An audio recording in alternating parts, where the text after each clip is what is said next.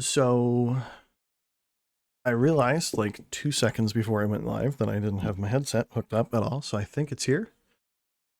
I think. Do I look dim? I think I look a little dim. Give me a second. Is that a little better? I think that might be better. Yeah, we're gonna roll with that. So we got stuff, we got things, we got a game. I need to do something here really quick. I apologize. There we go. Yeah, I use a different headset when I'm just at my computer. This is kind of one that's specific to streaming times. And I am a bit of a mess, and I forgot to switch stuff over, but let's see if I can remember where we were. So last time, when we were on, I got my second badge, finished up getting the one dude's stuff back. We have a bike now, and we're kind of back in Orberg City, but that was more because it was a convenient waypoint than anything else. So, with that said, I believe that means that I can now kind of go this way. Controls are working. Got to get some speed in order to make it up there. But I think we've still got a couple Pokemon left, or a couple trainers left up there, but I really want to get my hands on a Gibble if I can.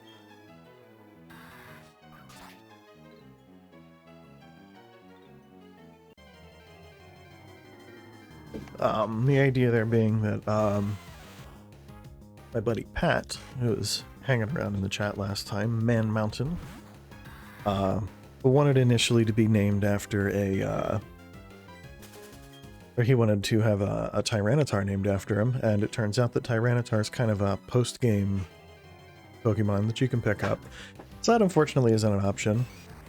But I am going to go ahead and head down here like we were talking about and see if I can get my hands on a Garchomp, or at least, you know, a Gible so we can get that process started. It'll take a few to get things squared away, and I don't remember exactly where the cave entrance is, but I think we can find them now. I think that guy's going to want to battle. No, maybe not, or maybe we were just far over enough. Oh boy.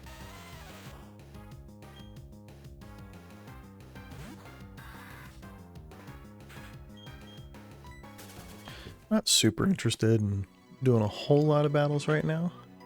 I think the door is like right under here. Is it not? Am I wrong? I might be wrong.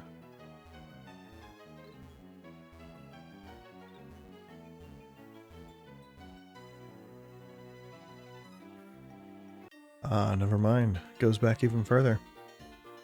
That's my mistake. Yeah, because I know there's the cave down here, which is going to be super helpful for getting the next member of the team, because I'm sitting here with two, and I'm kind of running into that point where I'm a little over-leveled, which is kind of a no-go. So I'm going to... Alright, it's a trainer battle. I should try paying attention. God damn it. I gotta pay attention more, but the good news is Razor Leaf should make quick work of an Onix. Normally, it would. It's fine.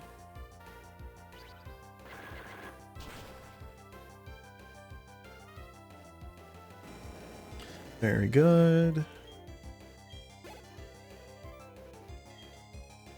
I think we'll keep battling. We seem to have the advantage here. Oh boy. Yeah, it's been a while since I played through Gen 4. It just doesn't come up a whole lot, you know what I mean? Because, like, the big thing is they feel painfully slow. Like, I love them. They're great games. I really like the story. I wish they felt like they moved a little faster, you know? Like, just, it feels like everything just drags. That's why, like, Gen 5, I think, I don't want to say it's my favorite generation, but it definitely did a lot of things right, especially when you consider the fact that it was running on the same hardware, and yet somehow it was so much faster. It's just wild, you know? So I'm going to continue to not fight. We just want to get our hands on a Gibble. I want a dragon for the team. Is it over here? Or is it even more further back that way? You know what we're going to do? We're going to Google it. Because I don't feel like wasting too much time running around in a cave like an idiot. Do I have Pokeballs, actually? These are the important questions. Oh boy. Nope, that's not what I wanted. Alright, so... we have a couple. That's probably enough. See, so I'm on Cerebee's website, databases, the Diamond Pearl Pokédex, and I need dragon types, Pokemon, come on, that's, alright, apparently I'm in the wrong generation, but that's okay. The important thing is we're having fun. Platinum version, Wayward Cave, details.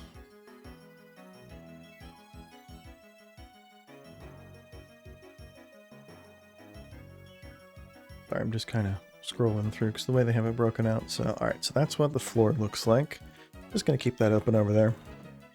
And we'll see if this... we'll see if this way looks right. I know there's another cave door underneath the underneath the bike road. I don't know if that's what I need, but one of these doors will have it. And based on levels, I don't think we're going to have any trouble milling around down here, so let's get off the bike. Flash, of course.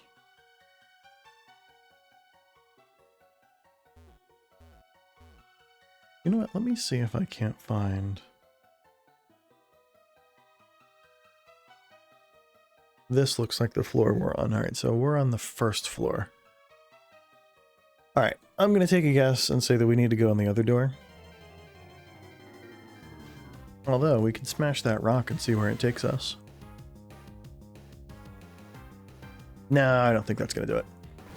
I'm looking at the map thing that they have set up, and it looks like there's only first floor and the basement floor, and I know there's this other door, and I like it's right over here. I'll show you guys. Like, right around here-ish. And I suspect that this is going to be a little bit more like what we're looking for. Nope. Got to be a little smoother than that. Well, actually, if this is the area where they show up, then we might be fine. Alright, so that's a bronzer. Let me take a look at the wild table for the floor that I'm looking for and just see what we've got. Just a second. Alright, so bronzer can be on this floor. That's a good sign. Gibble has a 15% spawn. If this is... actually, that's the diamond table. Hang on a second. Gibble has a 20% spawn. If this is the right place. Which I think it looks like it, just based on the image here. Hey, we did it. Alright, that's what's up. So we got a team member incoming. And because of the way our levels are, we've actually got room to just kind of lean into it and raise it for a while. Don't kill. Alright, let's... ooh. Actually, it's not going to hit itself too hard with recoil because it's not going to do a whole lot of damage to us. And then we'll pop into the bag. We'll just whip a Pokeball at it. Let's go.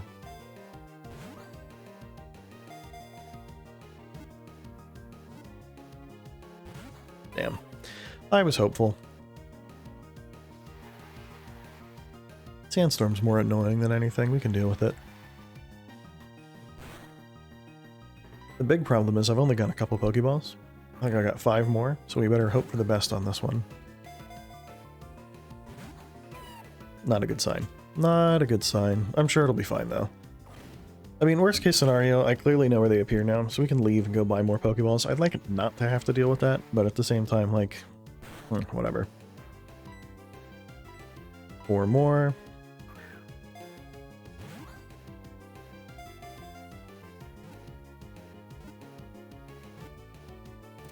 There we go. Cool. Team member number 3. Let's see. Who else do I want? Can we take a minute and evaluate who else I want, actually? I think we're going to do exactly that. Give me a second. We're going to switch over to this for a minute. Oh, Mr. Pat, would you like to be my Garchomp? Is that acceptable for you? I was going to look through and see what other Pokemon appear in Gen 4, and then kind of make a decision from there. I would be happy to have you as my Garchomp. It would be fitting. Let me see. what do I want for... I don't know. I might think about this after the fact, actually. Let me switch back to this. Get a little bit of this rolling. I'm going to throw the nickname on there now. Now, the question is, do we put it in as Man Mountain, or do I give it some abbreviation? I want to give a nickname to Gibble. Yes. I'll give it the full name. Man. Let's see. Perfect. Good to know. Is MTN capitalized or lowercase in your preference, Mr. Pat? No wrong answer. Crack my knuckle. Garchomp is great. Happy to hear it. I'm going with capital M, lower TN, unless you have an objection there, my friend. We're going to do it like that then. Perfect. T, N, because I'm good at typing. Okie dokie. Welcome to the team, my friend. I believe a reasonably large chunk of the rest of this episode is going to be getting those levels up to with the rest of the team. But that's okay. We need something to do. So I gotta go heal. Because Gibble's HP is a tad on the low side, but that's fine. Wild battles. That was nice though, it didn't take that long. I was kind of worried that it was going to end up being kind of a time-consuming adventure, trying to get my hands on a Gibble, but it turns out it's actually pretty okay. Well, that's good news. Let me head down here, grab some stuff. Of course, it's always the first single tile of grass. Yeah, so I'm running this on an emulator, and I am a little bit, I don't know, nervous that I'm going to run into a shiny and just be like super bummed out because I can't use it anywhere else. But it'll be fine either way. Yeah, the 20% spawn rate isn't bad at all. I was kind of worried, so it was like, I've had bad luck with like even 15 and 20% spawn rates where it like, for that one, I knew it was going to be in one of the two caves. I wasn't sure which, and I've had bad luck with spawn rates in the past, so I was really kind of nervous going in there trying to hunt for it, afraid that I was going to have to kill like an hour killing them, like just digging around in the cave. But, as you saw, it was like my second encounter, which is what's up. Which means we can get right into the leveling, which we're going to need to do because our Chomp is a boss, but first we got to get there.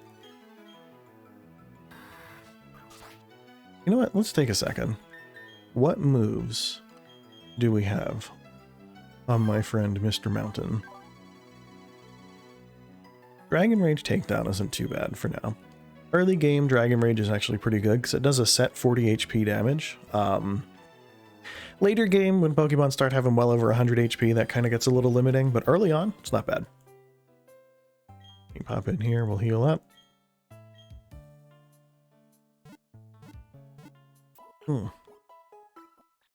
Stiff neck. It'll be fine. It was like almost punctual today, going online too. I've been late the past couple streams. It was nice to kind of get on here like more or less right at 9:30. Just put the egg at the back. Now he's not doing anything. I can sit in the back seat. All right, so I am just going to head back up onto the cycling road and just see how much damage we can do with this dragon. Here we go. Do you do stuff? Neat. I got a flag. I always wanted one.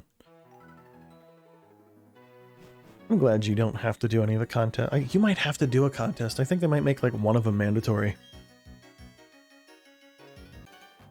Oh man. Alright, so let's see how bad the level difference is here. This is going to let me know if I'm going to need to go find an area with wild Pokemon that are a little on the lower side just to kind of beat up, or if we're going to be able to kind of weasel out a win just like this. So let's start aggressive. Let's just do takedown, see what happens. We're dragon type, we resist things like that. Ooh, you know what? Alright, damn it. I want to look. I will read that chat in a second, my friend. I want to look and see if Garchomp got added in. I don't think it's in Sword and Shield. Let me see. No, I know. So a lot of times what they'll do is they'll add kind of like a side mechanic like that, and they'll turn around and make it like mandatory-ish.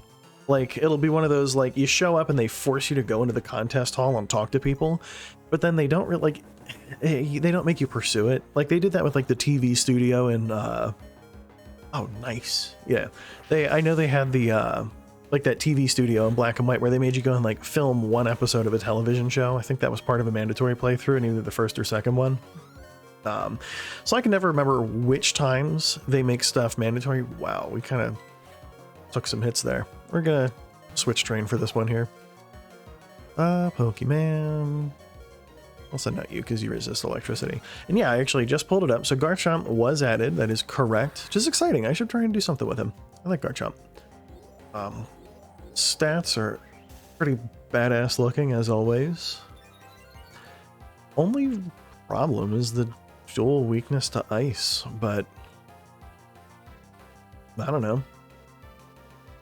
Feel like we've kind of got an opportunity to make something cool out of him. That's just, I think, so it might have been, was it Emerald version that made like those weird battle tents mandatory? They always do that though. They'll add in kind of like a, sort of like a one-off mechanic, something they're going to put in the game and then not really do a whole lot with, and they'll force you to do it once. I think in the intent to kind of make you realize how super fun that game mode is, but it ends up being more like, I don't know, frustrating. Mega Drain. How much power is Razor Leaf? 55. Mega Drain is 40. Can I see my stats? Is that a thing? No? Is it too late for that?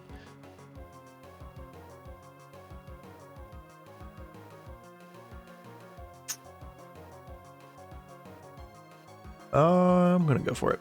Mega Drain's good, and we'll have other opportunities for stuff. Yeah, the thing in Sun and Moon was rough. There's a lot of that going around. Like, I don't know. I appreciate it, but I wish there was like a, I guarantee you I'm not interested, stop talking to me about this option when you're talking to characters about something like that. You know what I mean? Or like, save it for the post game. Oop. I should probably hold on to my buttons. So, Mr. Mountain is looking a little beat, but I think with a little bit of cleverness, we can make it to the top of Cycling Road. Maybe not. Yeah, oh, so here's the thing about that. The cutscenes seem to be one of the most, I don't know, debated things about Sun and Moon. A lot of people really don't like them. I like the idea of including a cutscene now and again. I feel like they do add some depth to the story. There's nothing really wrong with it. The problem was, depending on what portion of the story arc you were in, it would feel like it was like every 30 seconds you were pulled out of gameplay to watch character models not actually say anything, but instead move their arms around while a text box shows up, and it was just really frustrating. But like, I did enjoy the use of cutscenes a little bit. Like, depending on the one, it was kind of nice. I feel like it did a reasonable job illustrating what was going on, but it was just like too many and too close together. You know, it was just too much. Ugh. I'm trying to get comfortable and not irritated about cutscenes now. No, I was a big fan. Sun and Moon, I think, were better games than maybe they got credit for. You know what I mean? Like, people, especially, like, I've been looking over some stuff, and people have been really, like, kind of beating on Game Freak and Pokemon Gen 6 onward, but Sun and Moon were pretty well made, all things considered. Like, don't get me wrong, they could have been a little better in some areas, but they weren't bad. Yes, that is the big thing. The first playthrough, cutscenes, great job. Subsequent playthroughs, like, add like a press start to skip option. Don't a lot of games include like a I don't feel like seeing the cutscenes option? It just kind of feels like they're cramming the story down your throat, because maybe you really don't care. Like, admittedly, I don't buy Pokemon games because I think the story is awesome and super exciting. I buy Pokemon games because I like playing with the Pokemon, I like battling, I like some of the grindy shit. And like being forced to sit down, that was the messiest walkthrough at Pokemon Center I've ever done.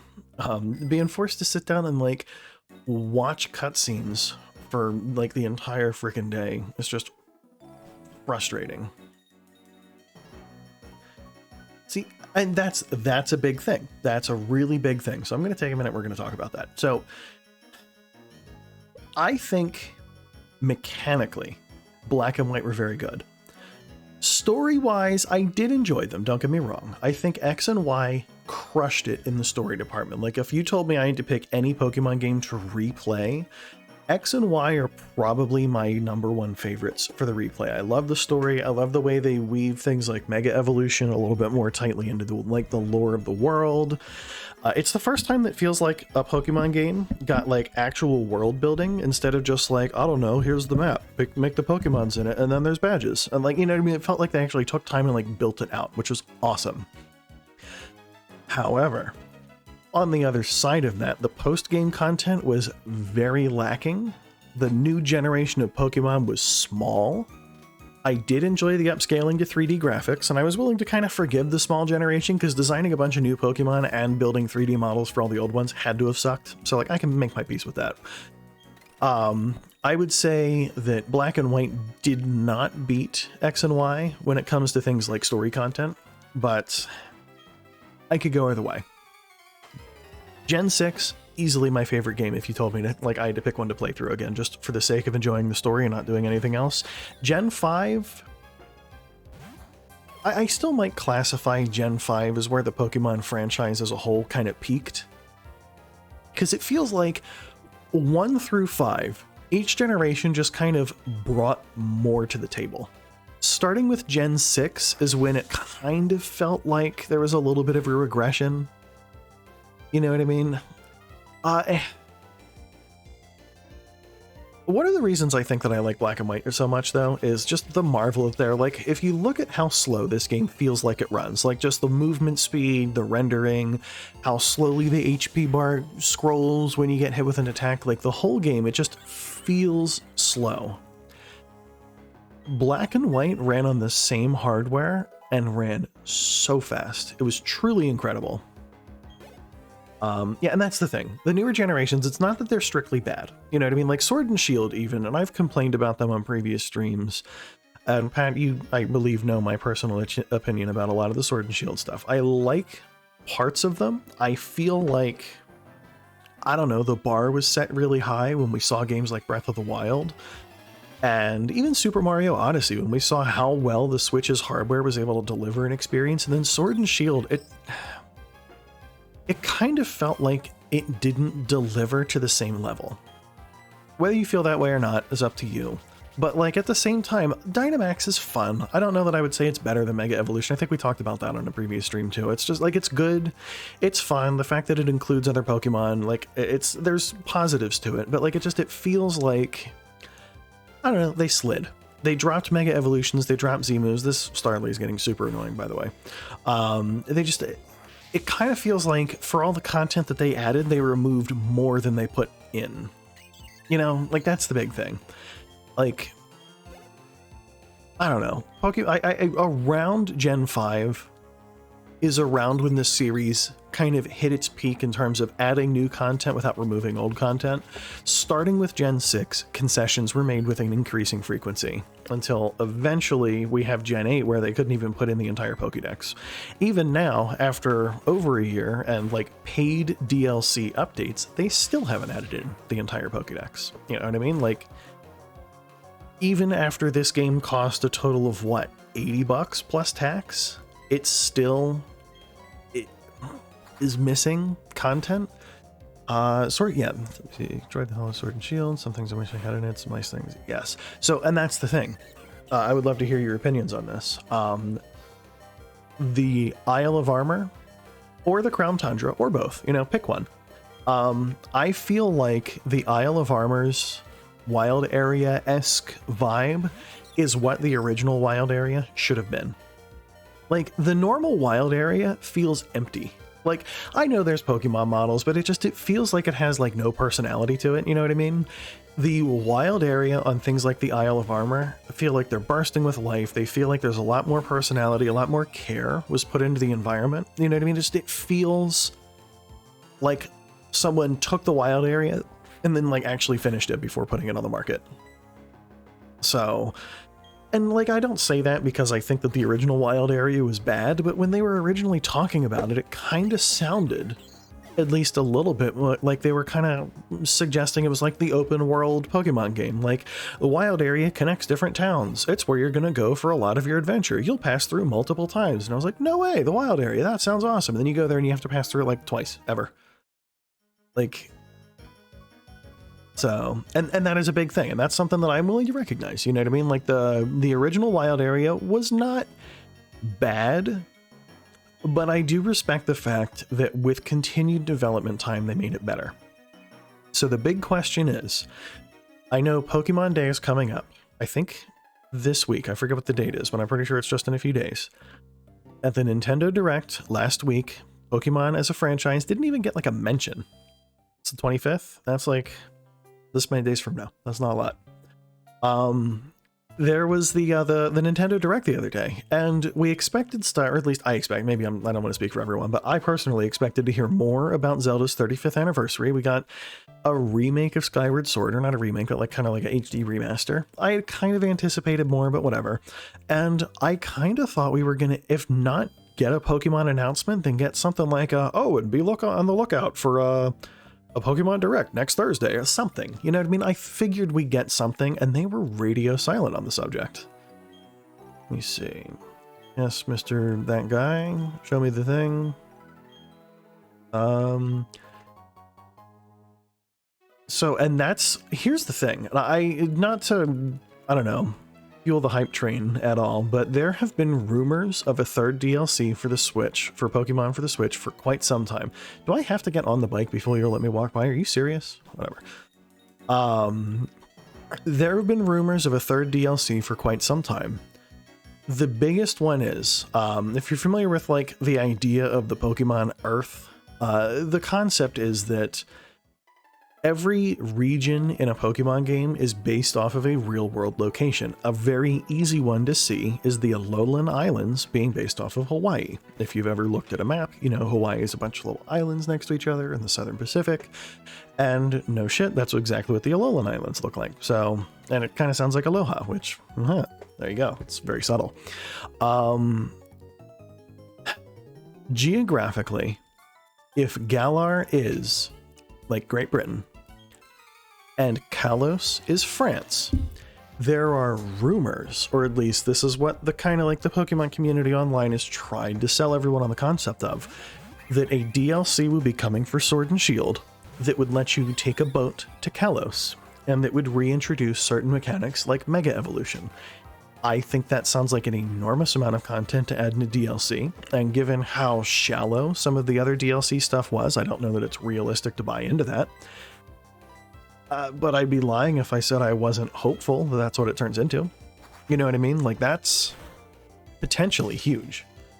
Even if the DLC stuff is just like, oh, it's the rest of the Pokemon, National Dex, yay, like, people would lose their shit if there was just an update pushed, you know what I mean? But, like, I know there's expectations of Gen 4 remakes. I know there's expectations of a lot of stuff out there. It surprised me that Pokemon as a franchise didn't even get, like, a nod. You know what I mean? Like, people have been asking for a lot. People have been pretty patient, and, like, at least, like, for example, Breath of the Wild sequel, they at least had, what's-his-face, the director of the Zelda project, get on stage and go, hey, I'm here. No, there's no update on the game, but it'll be later. Just stick with us. And then they went on to do something else. Like, at least they mentioned it. So Sword and Shield or Gen 4 remakes or anything, it's just been nothing. Disappointing, because I like Gen 4 and I like Pokemon, but it's getting frustrating. And yes, a return to Kalos would be really cool. The idea of a return to Kalos in the, like, built into Sword and Shield on Sword and Shield's engine would actually be really cool. I would love to see some of that stuff. I would like the idea that they would start connecting worlds, kind of like a Gen 2 sort of thing. Like, oh, good, you finished in your primary region. Go over there and do stuff. And, like, turning you loose in other places, because they could include like the Battle Maison and like other places in Kalos that were kind of like post-game stuff. I told you earlier there wasn't like a lot. Like, they didn't have a proper battle tower type thing. You know what I mean? They had other stuff. But being able to go to the Galar Battle Tower or to go to Kalos and do some other post-game stuff, that would be huge. You know what I mean? What are we forgetting a move for? Sand Tomb? Sure? Screw Sand Attack. I hate accuracy games. And here's the thing. Yes, I've seen remarks from some of the Game Freak executives about why that can't happen. The biggest thing being like level caps are a thing, having that much content packed into one game just isn't realistic, but at the same time, like, I don't know, the concept of just kind of like an open world or open world-ish adventure, pick your starting region and then just kind of go from there, even if, and you can tell me if you disagree with this take. Ooh, we're hatching an egg. What can it be? Incredible. No, like the idea of choosing your starting region, having selections of starters based off of that, raising perhaps the level cap. I don't know if that's something that needs to be done, but like imagine you bump it to like 255, bump it to like, I don't know, the normal, I don't know how many bits that is, I'm bad at math in my head, but you know what I mean, like we could kind of raise the level cap a little bit, change the way stuff's handled, and that's, I hate that UI. I don't know, it would just be a lot of fun.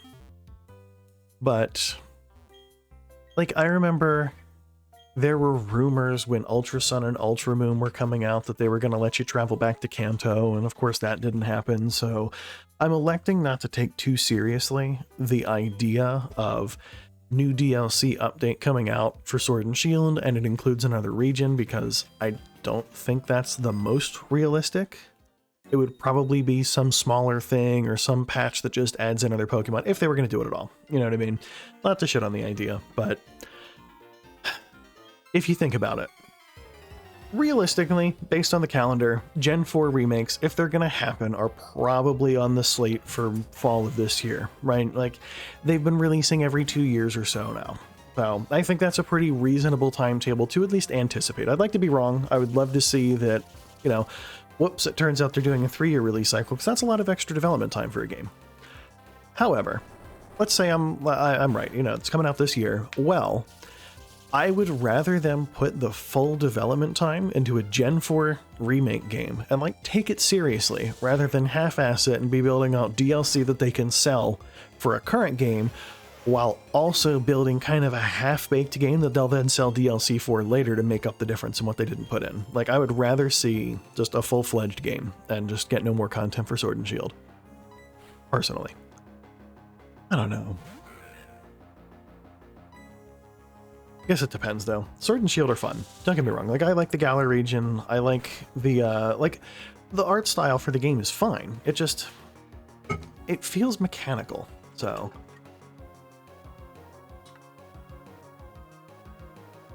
That's not a bad idea. Actually, 8. So let the region have as many gems as it needs. Collect your pick of 8 badges. That's not bad at all. Kind of borrow from the wild area a little bit, where, come on, you can do the thing. There we go. Yeah, no, I like that. I like that. And then have the wild, just the general wild, use wild area-esque level scaling. You know, the more badges you have, the tougher the wild Pokemon will be. That way, like, you can go anywhere and do anything, and the game will just scale accordingly. Do I have to battle her? I swear to God. I don't think she does. I think she just is cool and gives me free stuff. Yeah, I do want that. That's mucho important. Actually, the Versus Seeker is not bad, because we can use it to level up, but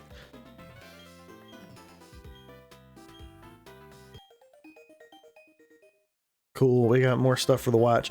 Yeah, so like, and they could do that. Like, the idea of an open world-ish Pokemon game, you know what I mean? Like, and I would imagine you choose your starting region, and then you probably have to get your first badge within that region. After that, you can probably open up and start traveling. That's not the Pokemon Center. Like, it'd be really cool. You know what I mean? Let the game kind of make determinations. I don't know if you've ever heard of the ROM hack out there called Pokemon Crystal Clear. It's one that I looked into. I played around with a little bit, and then I just kind of got bored with it because I just played through Gen 2 when I picked it up. But it is a ROM hack of Pokemon Crystal, hence the name, where they make it totally open world. You can customize your character sprite. You can start with any one of like 15 different starters, and they have all their different options put in place. They added in things like the trade back guy, which is someone who makes it so that you can go and kind of trade them a Pokemon of yours and have them trade it directly back to you. So if there's like a trade evolution in your game that you need, they'll be able to get it for you. But yeah, you can kind of go, like, you can go fight Brock for your first gym, Claire for your second, you can fight Falconer for your third. Like, you can just navigate around and do whatever you want. And I personally thought it was a lot of fun, except for the part where I just finished in Gen 2, and going back and doing it again was a little annoying. But what it would do is each gym leader had a total of, I believe it was 16 teams that were designed for them. 17 teams. 16 teams? There was a bunch. And the idea was that depending on the number of badges you had, that gym leader would have a team that was designed for the difficulty level that you were here for. And once you had beaten the Pokemon League, or once you had all the badges, you could revisit the gym and fight them with their highest level team. So it was a way to kind of go and enjoy stuff like that. They built out some other stuff. Like, it's really neat. Search it online. You can download it from, honestly, like, I don't know if Cool ROMs is still a thing, but you can find it online. I can send you the file that I have for it if you'd like. But it was really neat. It was kind of like a taste of the game that you're talking about there. You know what I mean? I don't think it does quite as much with the like the custom rule sets and stuff, but you know, if your dream is an open world Pokemon game where you can visit multiple regions and kind of navigate and do what you want, that's about as close as I've found. Come on, Mr. Mountain, you can do this. We gotta switch though. We'll have this guy do it. It would definitely have to be different from the normal Pokemon format. It would almost need to be kind of like RPG style. You know what I mean? Like Final Fantasy-ish, where you're kind of like turned loose, build your team, do what you're going to do. You know what I mean? Like, instead of following the normal formula of here's the map, here's the gyms, here's the levels, like they would need to open it up a lot. It would be kind of a reinvention of the series, but at the same time, we've seen things, and I keep bringing it up, like Breath of the Wild, where that works. The very first game was kind of like Breath of the Wild. Obviously not in 3D, because it was, what, 35 years ago, based on the fact that the 35th anniversary is this year. But the idea that it just kind of turns you loose, and it's like, you, explore the world. There's a bad guy, get him. And then that's kind of the whole explanation you get. The idea that a Pokemon game could kind of loosen up and just turn you loose. No particular rules, no particular direction, just... And they may need to reinvent how battling's handled, or they might need to change how leveling works and movesets and stuff like that. Like, it would definitely be kind of a departure from the system that we kind of know works. But I mean, if it's gonna breathe some new life into the series, like, I would be willing to give it a try. That's why, like, some people got really fired up about the idea from Sun and Moon, if you remember, how they didn't have gym leaders, and technically it didn't have a Pokemon League until the very end. Story spoilers, oops. You had years to play it, get over it. So, like, the idea that, you know, there's not gym leaders, there's kahunas, and there's only 4, there's not 8, and the trials are different. Like, it was very different from what you would consider to be a normal Pokemon game. They had 6 previous generations where it was 8 badges, go nuts. And then they turned around and were like, nah, no badges.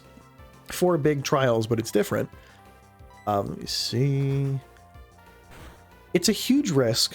It is. But, and like, be honest with me, Nintendo and the Pokemon Company, like, these guys, they could probably afford to roll the dice. Like, the Switch has been doing awesome. It's got great games. They have huge budgets. I'd be willing to bet that they could probably try it and afford to have it falter, and it would be okay. I don't know that they're going to do it, but I think they could get away with it.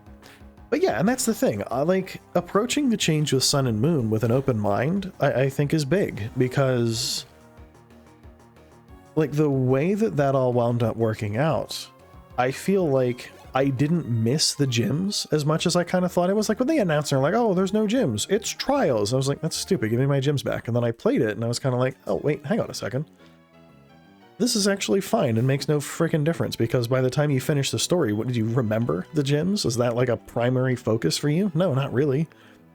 Most people finish the game and then they either go complete their Pokédex, play in the battle tower, they just put the game down. Like, it's not something that's like a giant, like, who cares?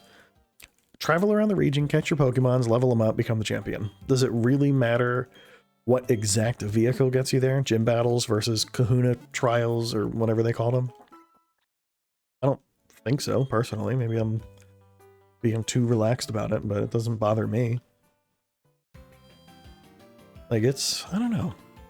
I feel like if you've ever heard people kind of make fun of like Call of Duty players, they're like, haha, you buy the same game every year, you're stupid. It's like, well, in a pretty huge way, that's what Pokemon's turned into. Like, Generation 1 set a formula, and then Generations 2 through 6 were like, I'm not changing it.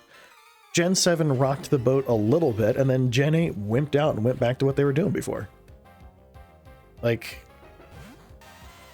I don't know. The only kind of cool thing that we got was Generation 7, where they actually did that change. They got 2 games. They got Sun and Moon and Ultra Sun and Ultra Moon, meaning they did lean into it a little bit.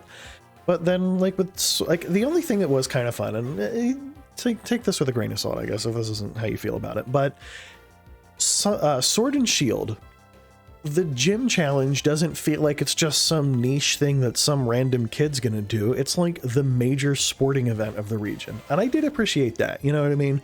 Because like in every previous generation, it kind of felt like, oh, you've got a Pokemon. That's really cool. Hey, there's a strong guy in that building. Fight him. And, like, it didn't feel like there was any, like, I don't know, you know what I mean? Like, it didn't feel like it mattered, if that makes any sense. Like, it's the direction the story goes in, and becoming the champion is great. But like at the same time, like, it just kind of felt like people were like, wow, you fought and beat me, you should do the gyms because of why not? Like, I did appreciate in a big way the fact that they kind of turned it into like, it's not just, you're all right at this, do more. And they kind of embraced the concept of like, it's a regional thing. Like, it's on TV, people who do the gym challenge are like superstars, characters, especially as you play through the game. Like, this is one of the things, like, I was knocking the world building a little bit because the game Sword and Shield felt a little dead.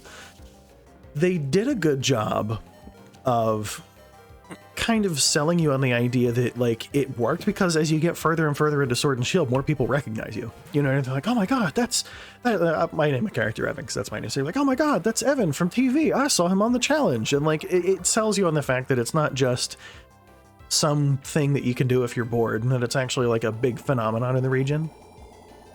Because like, I don't know, Gen 2, it felt like kind of tampered with it a little bit, tried that out, because they had Lance from the Pokemon, he was the champion at the time, come down and help you out with the Team Rocket thing, and that was really cool, but like, nobody knew who he was, you know what I mean? Like, he would go into the Team Rocket hideout and like actually like assault people with his Dragonite, and then they'd be like, wow, who was that guy? He's tough. And it's like, yep, so what, you don't know the champion of your region? Is it not a big deal? And evidently it's not. Like, that's fine, but like Generation 3 didn't really change that, and like you didn't, like, Steven Stone was just some dude who's like the kid of that one CEO you got to know, like, whatever. He's not like you don't know shit about him, and then you walk into the champion room and you're like, what? No way, how'd you get here? Oh, you're the champion, that's neat. Like, it kind of felt tacked on a little bit. Sword and Shield did a good job of showcasing how important Pokemon is as a sport for that region, which I appreciate. You know what I mean? So whether it's going to be the Kahuna trials or something like that, I like the idea that for new games moving forward, they're willing to kind of experiment with how they present that challenge for your character to go through. Because like for Sun and Moon, they made it seem like doing the trials was kind of like a coming to being an adult. You know what I mean? And that was kind of like, I appreciate that. Like building it more into the lore of the world rather than just being like, we made a new map, go get 8 like stickers from those people over there. So, I don't know, I might be being a little rambly, so I'm sorry, but I just... Sword and Shield did some stuff right. They did let me down, and I'm nervous to keep being super hopeful that they're going to just nail it moving forward, but... yeah, and like with the Kahuna thing, like they did a good job. I probably should have gone and healed before I did that. That's not a smart thing to do. No, I just, like, it seems like pretty much every other game I play, you know, Pokemon is a franchise that I'm pretty well invested in. I play it all the time, but like, it seems like every game that I play does a reasonably good job of integrating stuff into the world. You know what I mean? Like, there's a game coming out this coming Friday that I thoroughly intend to purchase. It's called Bravely Default 2. I played the first and second games in that franchise, and yes, Bravely Default 2 is the third game. They're just super good at naming things, just like Microsoft with the Xbox. So it's Bravely Default for the 3DS, and then Bravely Second, and now it's Bravely Default 2, which is in fact the third game. So go team. Yeah, but like they did a great job of kind of integrating more or less the entire game and all of the stuff that happens into the world. Like it felt like a really nicely integrated game. Pokemon has done that selectively, but Sword and Shield, it nailed the gym challenge and it faltered with a lot of the other stuff. So you should, by the way, definitely finish it. I was talking with one of my coworkers the other day about kind of how it goes, and oh boy, I don't know how far you got, but there is quite an interesting plot thing that I'm just going to stop talking about right now, but definitely maybe I don't know what you're doing on Wednesday, but I plan on doing more Call of Duty. If it decides to work, we should chat about that game because it's really cool. Bravely Second, I do have the physical cartridge for, so here's the funny story about that. I worked at Target. They had Bravely Second on, like, just on store shelves. I didn't know what it was, but it looked cool, so I bought it, played for like 20 minutes, realized like, oh, whoops. This is clearly the second game in the series because they keep mentioning characters that I don't know. And I couldn't find Bravely Default anywhere. Like, it was like $200 on eBay and just not for sale in store anywhere. It was just crazy. Yes, look forward to seeing you there, Pat. We can chat about Bravely stuff and other like upcoming games and stuff. It'll be fun. Kind of have it like be like a Call of Duty, but with general gaming shit stream. It'll be fun. But I wound up buying that as one of those eShop purchases. So it's downloaded. It's on my my DS. I played through, I beat it. I played through Bravely Second. I beat it. They're both really fun games. Bravely Default is one of those games that sets a tone and then just surprises the ever-loving shit out of you. That's really, really cool. Oh, dude, that's what's up. So we can do like, so I've been trying to level up. I'm trying to get platinum for SMGs. So just to totally break from what I was talking about for a second there. I'm trying to level up my SMGs, and I want to get platinum for the P90 that I got that cool Tetris blocks explodey effect when you kill people. So that's on my to-do list. But to conclude the wow, I'm like totally losing my train of thought, man. I'm all over the place today. Talk to Cyrus. No, I don't know. I am looking forward to Gen 4 remake. Here's the thing. Gen 4 remakes, if they screw it up, they really had to try. Because, like, I understand, like, a game like Generation 8 being tough. I do, because, like, expectations are high. It's on a new console. It's the first time we've seen the main series games hit the TV instead of just being a handheld thing. Like, I understand that. That's not an easy task to undertake. So,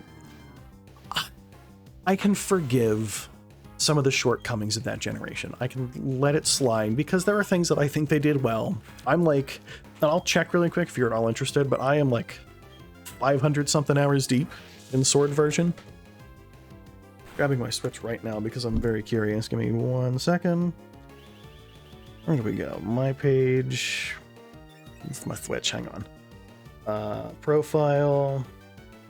According to this, I have 550 hours. Probably not gonna be able to see it. 550 hours or more of Pokemon Sword. So clearly, I don't have that big of a problem with it, or I wouldn't have played it that much. So, you know, there's that. But like, Generation 4, they freaking have the storyboard. All they gotta do is 3D it and don't change shit. Like, you would think it would be a chance for them to just clean up the engine and just copy paste the story and leave it alone.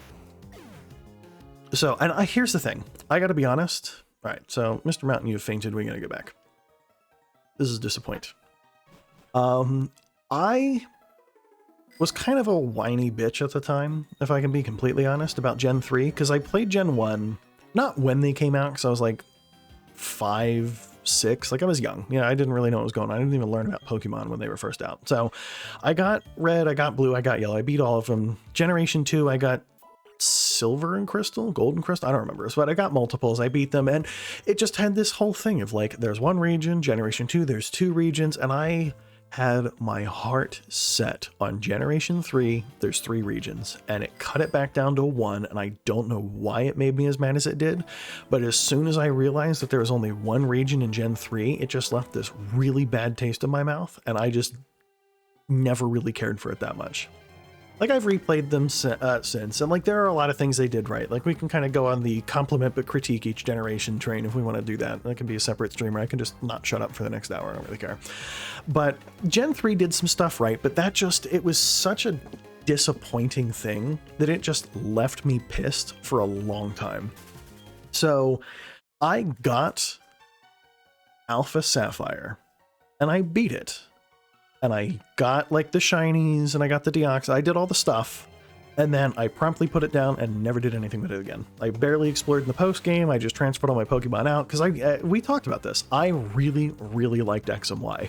I thought the story was a lot of fun. I was a huge fan of Mega Evolution, and Omega Ruby and Alpha Sapphire were kind of like, I could play X and Y, or I could play that remake of that game that I didn't like that much. And so I didn't spend a whole lot of time evaluating it, but you said that they were good. Yes, let me read your message. High hopes, loved OG Ruby and Sapphire. Omega Ruby, Alpha Sapphire were huge improvements. So there's the rub. I hope, oh come on, don't be rude, man. I hope very sincerely that they do a good job with the Diamond and Pearl remakes. Like, as I said, they've got the storyboard. Like, they can just have someone at Game Freak play Platinum version and then be like, neat, there you go, have fun. Just make that in 3D, please. Like, they've got the engine. Honestly, what I would like to see, and you can tell me if you disagree with this, I would really like to see basically one team whose job is to help create some of the Diamond and Pearl specific assets and really just kind of integrate the game. And the other team whose job is basically just to sit down and work on the engine that ran Sword and Shield and make it better. I know that Breath of the Wild had an enormous development window. Like, it was years. It got delayed a couple times. Like, Breath of the Wild is great because it was given a huge amount of time. The bar was set very high. So for them to turn around and have Sword and Shield, whose development time really, if we're being honest, couldn't have been that long. Like, Sword and Shield didn't come out that far after Ultra Sun and Ultra Moon, so it's not like they had like 7 years to work on it or something, right? I would like to see less tinkering done with the Diamond and Pearl story and more work put into fixing the engine and making it run and look great. So, and they do. They have a smaller team, and that's by design. There was an interview with Junichi Masuda, who's the president of Game Freak, if I remember correctly, and his comment on that was that that's by design. They prefer a smaller team because collaboration with a huge team is very challenging, and they prefer to have a more tight-knit work group. And now here's the thing, I can respect that, but they need to either have multiple small teams and stagger their work. Like, I don't know if you're familiar with how Magic the Gathering does their set design. I bring that up because, Pat, I know specifically you play Magic. They have multiple design teams working in tandem because they're working, like, the sets they're working on right now will not be released for like 2 years. So they have like one team working on the set that comes out in 2 years, another team that's working on the set that comes out in 2 years and 6 months, and like they've got them staggered in like 3 or 4 different teams working on them in parallel, who are given information about what's coming before and after their set so that they can make sure they don't kind of overlap a mechanic or kind of lean too hard on something that's going to be kind of used nearby, because they want there to be variety. But they don't lean on just one team who basically is given like this 6-month clock to crank out sets. Like, they have it broken up and like fragmented across multiple teams. Pokemon is, if not the highest, one of the highest grossing media franchises of like all time. Like, it is an enormously profitable series.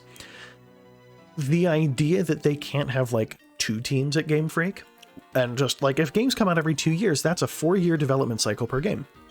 Even if they're small teams, even if they're a little smaller than what we have now, that's a lot of man hours getting devoted to it. You know what I mean? Have one team work on the game engine, have the other one produce the game, and then once it's done, alternate teams, alternate games. Like, that would be so much better for the games than trying to just push them out the door every 2 years. Because that's how you end up with games like Sword and Shield that look like they could have been really great and deliver good shit, but they just don't drive through all the way. You know, it's and don't get me wrong, I'm not a game developer. I'm not a person who works in any degree of management. Like, I'm talking out my ass right now, but like, I'm just looking at the games and seeing failures, and I'm seeing an increased rate of production and just kind of questioning if like why can't we get games every 3 years? That's 50% more development time per game. That would be huge. And I'm really not in that big of a rush for the next game. I don't care if it comes out next year, if I'm being completely honest. And yeah, with Call of Duty, that's great because they have what, Infinity Ward, yeah, Treyarch, and I forget who the third one is, but yeah, they've got like multiple studios, and those studios kind of have their own thing. Like Infinity Ward does, oh, I can smash rocks. Sledgehammer. Okay, I actually don't think I've played a Sledgehammer one.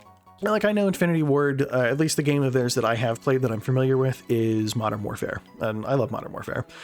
But then you've got Black Ops was a Treyarch production, and as I said, I don't think I've played anything from Sledgehammer, but the idea that those, like, they can have kind of their own things, like have one team that has like their 2 or 3 regions that they're big on, you know what I mean?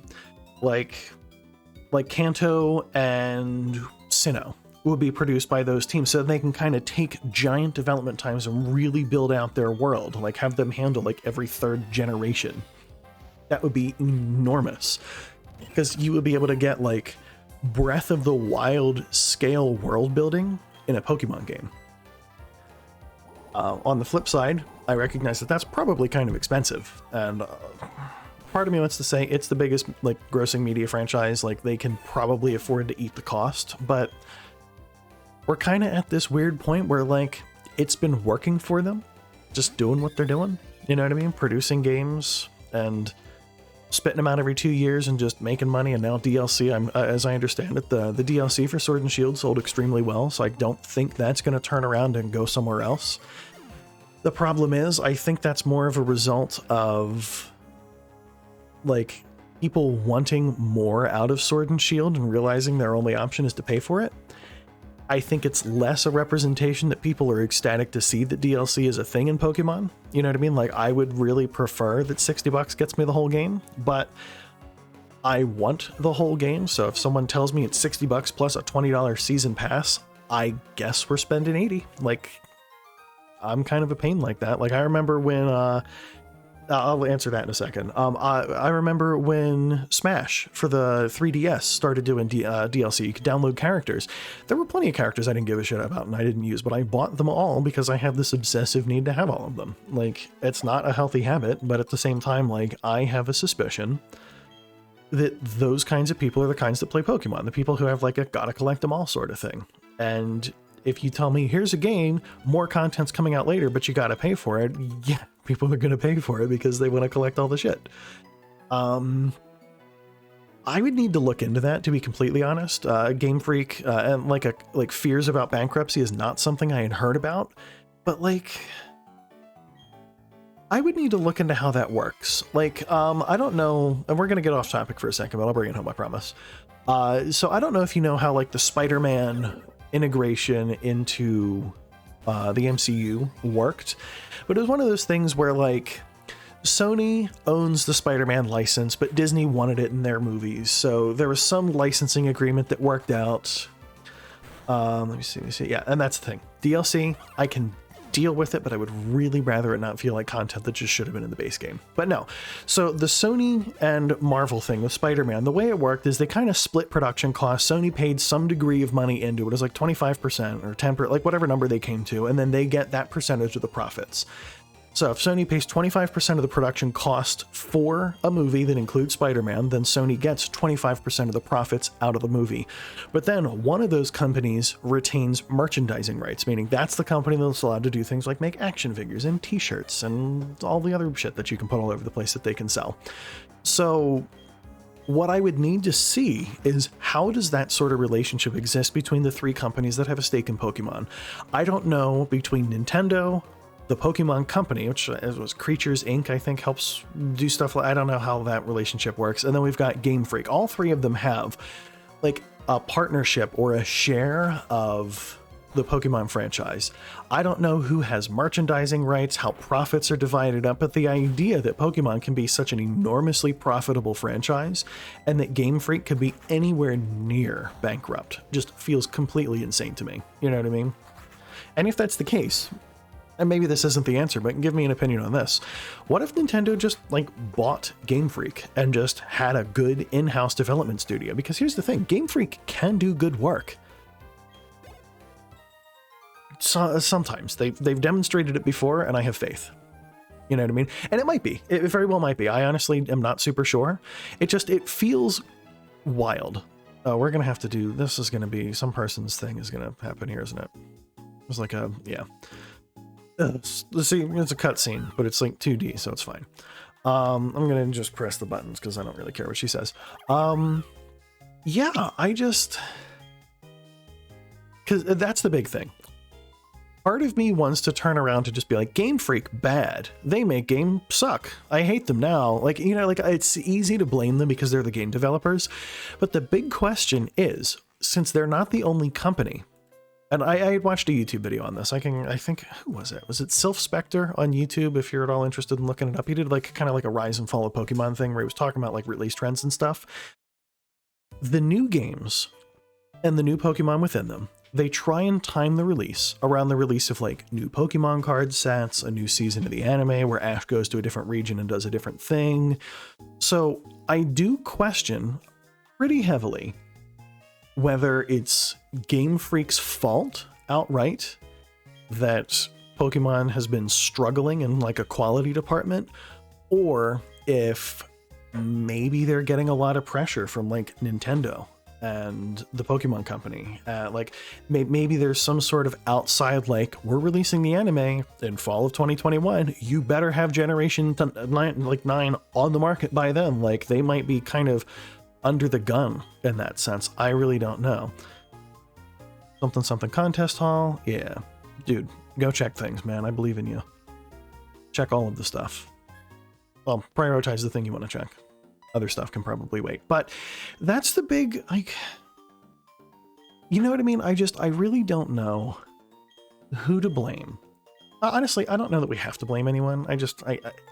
I don't know if you've noticed, I'm a little passionate about the franchise. I'm a big fan of Pokemon. I've been playing it since I was, I think I said it earlier, like 5 or 6. Like I was born in 92 and I got my first Pokemon game in, I guess that would have been 98, 97. I'm trying to remember. I don't know when Red version came out. I want to say that it would have been like Christmas 97 or Christmas 98. Like it was one of those two. And I have been invested in the franchise since then. So watching the games get better and better and better for all those years was awesome. And then watching them turn around and just start getting worse and worse and worse, or at least that's how it feels. You know what I mean? Like, obviously, there are things that are doing better, or they wouldn't be selling as well as they are. So I might be being maybe a little critical, but like, it just feels like they went up and then they've started to go down, and it's upsetting. And I can't help but get ranty about it. And I'm sorry if people don't want to hear people rant about video games, because it doesn't matter, but like it does, but it doesn't, but it's something I like, so it does. It's complicated. It's fine. Let me see. I'm going to read your message carefully.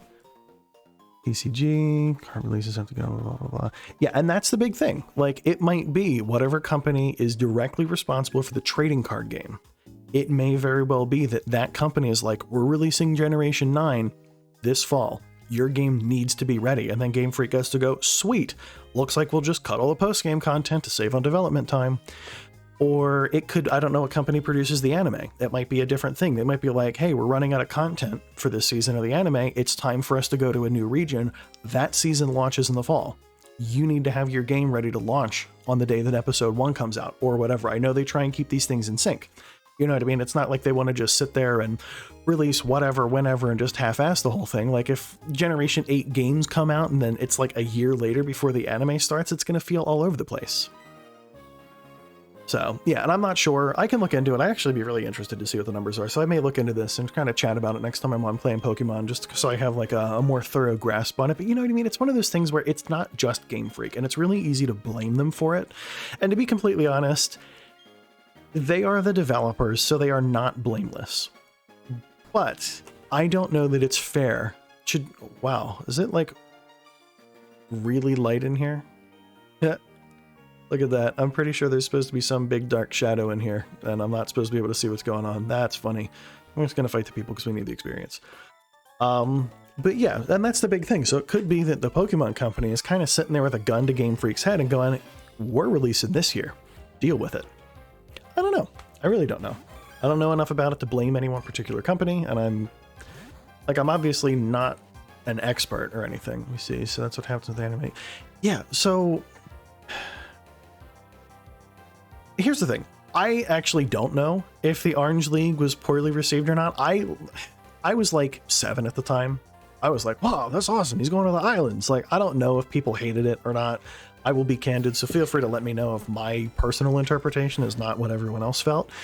But that's a big thing, is like, because Pokemon's not just a video game, you know what I mean? Like Breath of the Wild, for example, I keep coming back to it, but it does a really good job of illustrating what happened with it. It was originally going to be a Wii U game, and I think development on it started in time for it to release pretty healthily within the middle of the Wii U's release window. But then, as you know, the Wii U didn't do that well. The Switch kind of came to market. Breath of the Wild was delayed, and it wound up kind of becoming like a dual release on both of them. That was fine because there's no Legend of Zelda anime. There's not a Legend of Zelda trading card game. There's not some other company who's designing the next series of monsters that are going to appear. Like there's so much more going on with Pokemon that sometimes, I would say, treating it like it's a fair comparison, Pokemon and Zelda, it's tough because it's not just one company. And like, I don't know. I don't want to make excuses because it still pisses me off because I want the games to be good. But like, I don't know. I don't. Did you guys follow any of the news around the time of like the release of Sword and Shield and what was going on like with the Dexit stuff? Because that was, I felt a little bad, if I could be completely honest. Apparently everyone posting about Dexit and just carrying on and like shrieking about like the National Dex cut and the animation quality, because like they made that announcement that the National Dex wasn't coming back around the same time they had that footage of a max raid where you could see like an Arcanine use like Fire Blast and the dog just goes like ha, and then like there's a fire right in front of it. Like it was embarrassing given that they had just been like, yeah, we're cutting the thing, we need to work on animation quality, and the animation quality they were showing off was it was arguably the worst we had seen in some time. Apparently morale at Game Freak was like really not in a good place. Like a lot of the employees were extremely upset. Things were just really, really down. And admittedly, I don't doubt that they put in a lot of hard work. So I don't want to just like pile on and like, dude, really? What? Fine. You know what I mean? Like, I don't want to just sit there and like vilify them for it. It's not explicitly their fault, but the problem is it's also not explicitly like not their fault. And that sounds like a weird way to phrase it, but I think you know what I mean. It's just, I don't think it's entirely Game Freak's fault. I don't want to like blame them for it when, you know, there were other things at play. Because like they've done good shit. I don't know. Like, I love Pokemon so freaking much. I just don't know what I'm talking about. Oh yeah, and that's true. That's true. So here's the thing. When you compare it to like a Generation 5 Fire Blast, where it's like pixel art. Did I just use saying something? Oops. Yeah, and here's the thing. I would agree, Pat. I do not personally have a... Like, it's not like I'm mad at the animations in Sword and Shield. I think they're fine. It's not like I'm playing Pokemon because I think like I need to have the latest graphics. Like I don't, that's my bad. Like I don't care. Like I would have been fine if Sword and Shield were like pixel art. I don't mind. Like I'm playing Gen 4 and I have no complaints about the graphics. Like clearly that's not my sticking point. The only reason I'm bringing it up is because what wound up happening is they used higher quality animations as a cop-out for why they cut so many of the Pokemon. And the animations, I would argue, weren't fancy enough for the concessions that were made with them used as an excuse. That's the big sticking point for me. You know what I mean? It's not that they did terribly, and the animations are fine. I think they honestly, and some of the really cool ones are very, like, if you've used a Cinderace and used Pyro Ball, the way it like kicks up and like juggles the stone off the ground and sets it on fire, does the cool flippy kick, like that's awesome. But then you have like double kick where the sprite just does like a little half bounce off the ground and like this 2D foot shape shows up on top of the enemy sprite. Like, what is that? You know what I mean? Like, that's not... I just... you know what I mean? Like, I don't get it. You know what I mean? Like, some of the animations are great. Some of them Well, they could use some work. You see. Realistically, I think they should actually... Yeah, and that's the thing. If it's to adjust the meta, I mean, make a ban list. Use Smog and Tears. Like, there are ways around that. You know, it's definitely because they didn't either have time because of the development window or something. There's a reason they couldn't put them in, right? Like, but I can appreciate a need for balance. Sure. I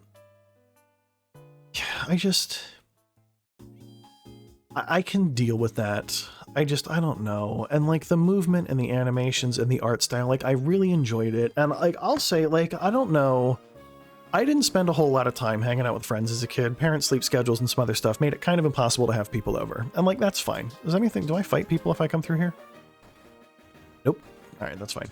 But like, I would have friends over when I could, and we would battle Pokemon. And I don't know about you, but I was like, I don't know, 6th grade, 5th grade, somewhere in that neighborhood. So I was,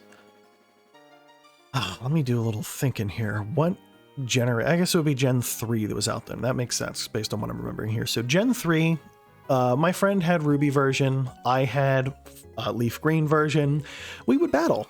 And what we would do to battle is, and see if you can follow me on this for a minute, I had a GameCube, I had Pokemon Coliseum version, and I had 2 of those adapters that had GameCube controller plugs on the one side and then Game Boy Advance link cable adapters on the other. You might be following along with me if you ever had one of these. You could go into Coliseum and link up your games and battle using the 3D sprites and animations on the GameCube. So you could kind of fight in 3D on the television using your Game Boy game. That shit was awesome. So being able to sit there and just have your main series game just be on the TV, like it's no cables, no dog shit like that. You just plug it in and it works. Like, I have no complaints. Like, the animations still beat this. Like, it's so much better than what like Coliseum version had animation wise. But I mean, it's been how many years since then? So Crystal Chronicles, I gotta be honest, I don't know what it is, but we're looking it up right now.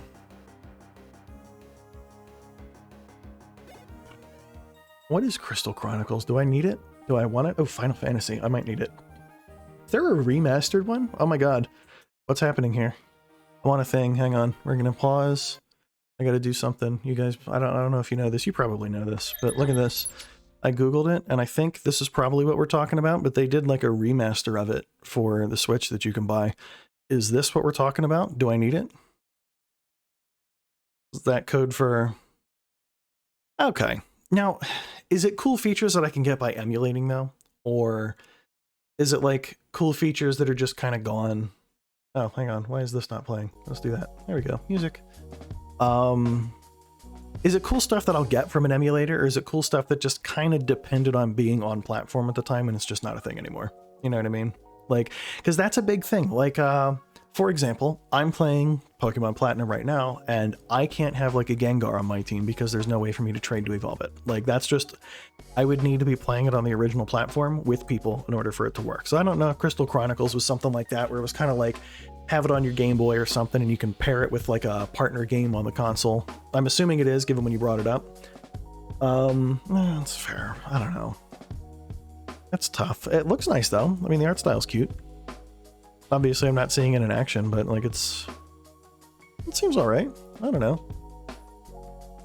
I'm gonna move back over to this for a second though. Let me just get the game fired back up. There we go. I don't know. Like that's the big thing though. Like, gotcha. Yeah. So, but like that was one of the features that I took advantage of. So like, I'm not. Just to reiterate, it's not like I'm like, wow, these animations suck. These games are bad now. Like, I don't really care. I care about the rationale that was used for removing the Pokemon from the game. You know what I mean? Like, if you're going to tell me you're cutting the Pokemon from the game to make the animations better, you better goddamn make the animations good. Like, the animations from Sun and Moon were fine. Redo the textures on those and just don't change them. Like, leave them alone. It's fine. They were good. They were better than they needed to be. It's a game. It's Pokemon. I don't care. Like, you know what I mean? Like, it's fine. So I am really, really looking forward to Diamond and Pearl remakes, though. Specifically. Oh, yes, dude. That with the original Diamond and Pearl. Oh my god, full circle. Check that out. All the way back to original Gen 4. That was a big thing. My brothers and I would do that. I'll admit this now that it's been so many years. I had an Action Replay DS. And we would even sit down and like hack in Pokemon and try like we would battle with people online, and occasionally we would try hacking in Pokemon because Battle Revolution wouldn't let you bring in Pokemon that had hacked stats, so you could actually use it to kind of track whether or not your Pokemon were gonna pass the online checks and some other stuff. But it was fun because we would make like some ridiculous broken Pokemon and then just use them to beat the crap out of each other in like the 3D graphics. And it was never about the animations themselves, it was just about the excitement of playing on the TV and just kind of like the extra fanfare that goes along with it. It's the same thing that I think made Pokemon Stadium from all those years ago popular, you know? Yeah, I actually never did the duplication glitch, but if I'm going to be honest, that's because there were Game Shark codes that would do the same thing, and I would just Game Shark it if I needed that. So, but yeah, I mean, I don't know. Getting to have Pokemon on the TV again. Because, like, think about it. What? We had Pokemon Coliseum, we had Pokemon XD, those were for the GameCube. We had Battle Revolution for the Wii, and that got kind of half support. Like, when Gen 5 came out, there was nothing else. You know, like, it's not like they did Battle Revolution 2, or at least not that I've heard of, correct me if I'm wrong. And then Gen 6 got nothing, Gen 7 got nothing, and then Gen 8's back on the TV. There was just like the hype around doing that, at least for me, was enormous. To then have them turn around and have it just kind of turn into like, we're cutting all the Pokemon, sorry. Like, I had teams that I had a shiny Metagross with perfect stats that I set up to be a Mega Evolution boss. And then it turned out to really not be worth much of anything because of, I should have healed. What am I doing? We're going to switch over here. Yep, dude. So does Dragon Quest XI do that? I mean, I'm guessing, I don't know. So do I have that? Hang on, we're gonna check. I need Steam. We're gonna do the thing again. I have a Dragon Quest game, and I don't remember which one it is. It's on the PC. It's probably 11. I think Dragon Quest 9 was the DS one that I was so big on. Yeah, Dragon Quest 11. So I have to assume the PC one lets you do stuff in 3D, but even if it doesn't, like, that was something that I was thinking about. Like, give me your opinion on this. I had mulled over the idea of, like, why not, for all the Pokemon you insist you didn't have time to do the sprite work for, just put the old 2D sprites in.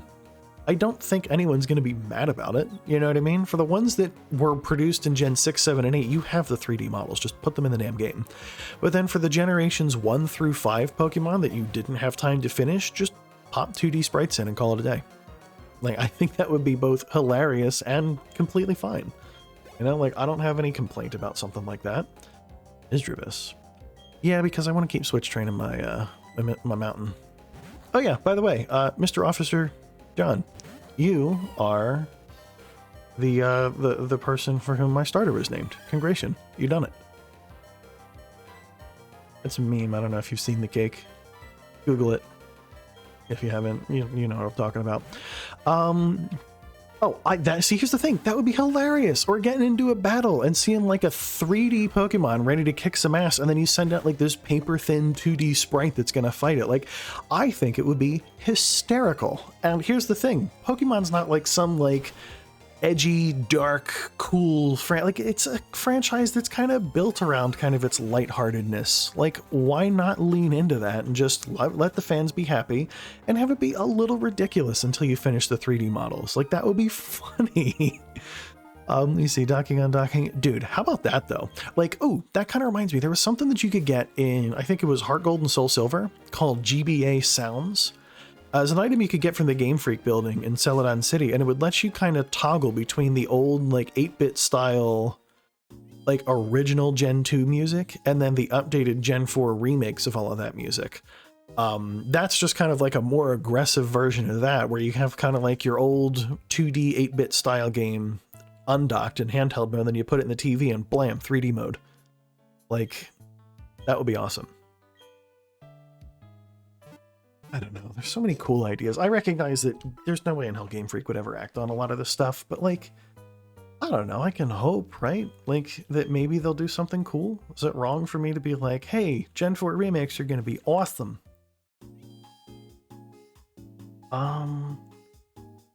I have to go back to that cave. I'm going to be honest. Oh, wait. Do I remember that one? That's not the same music they played in the Rocket Hideouts, is it? It might be. I want to say it's the same. It's kind of like the Ookie Spooky song, but like not the Lavender Town one that just like makes me nervous. Like I have to run to the nearest Pokemon Center so it'll change the song, right? I don't know why I always did that. I don't know why I still do that, but like every time I go to Lavender Town, I feel like I have to like haul ass to somewhere where the music will be different before it hit. Like you hear the first couple high-pitched notes and then I don't want to hear the rest of it. I don't know why. Ever since I was a kid. Let's see.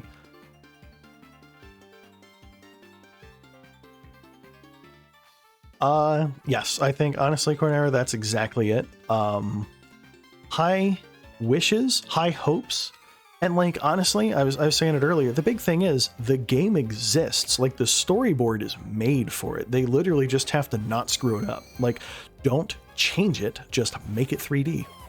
Honestly, don't even feel the need to make it 3D, just re-release the original. I don't care. Honestly, that would be preferable to them screwing it up. But I am anxious because I've seen what they've done recently and I'm not expecting them to crush it.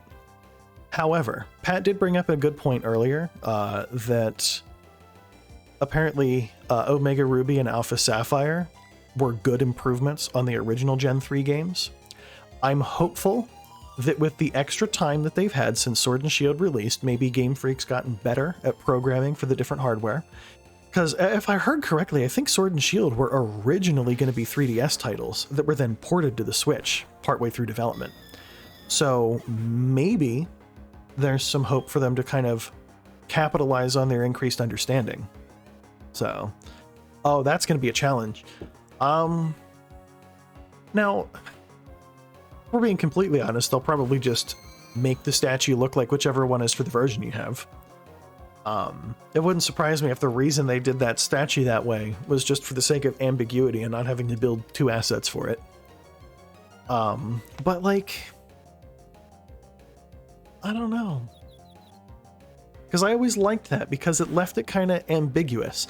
Not that you wouldn't know what the title legendary looks like. You bought the game, probably looked at the box when you were opening it, so it's not like it's a secret. But like at the same time, I appreciated the like the ambiguity. Oh, it is.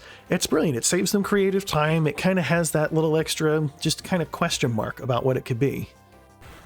That's what I'm hoping for, Pat. I'm hoping that they're... God, I'm so bad at this.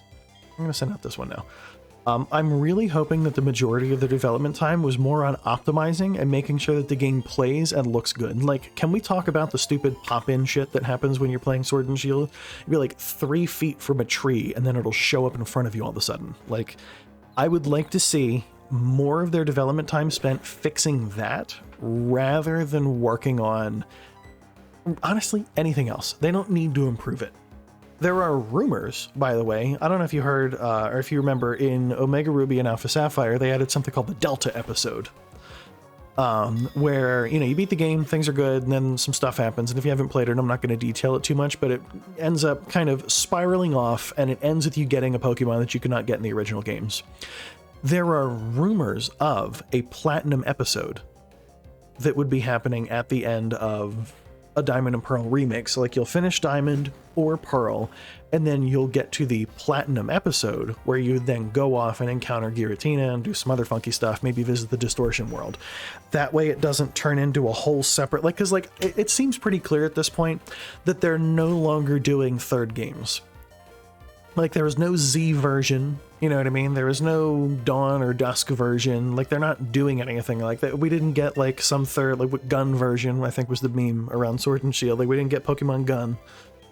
So like I have a suspicion that we're done with third gen, like third games per generation. I think we're just doing kind of like extra episodes at the end instead. I'm gonna go heal, by the way, because of low health and fainted Mr. Mountain. Let's see. So that sucks. The good news is, unless you're super invested in that particular save, you can just restart. Because the Pokemon is a mythical Pokemon, which if you're not super familiar with the term, Legendary Pokemon, generally, by categorization, you can catch them in-game, usually as a one-of. So, Articuno, Zapdos, Moltres, Mewtwo, the legendary dogs, so forth.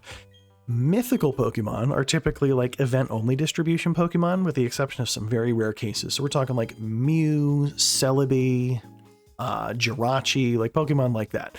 So the Delta episode kind of hinged on the concept of being able to get a mythical Pokemon in-game.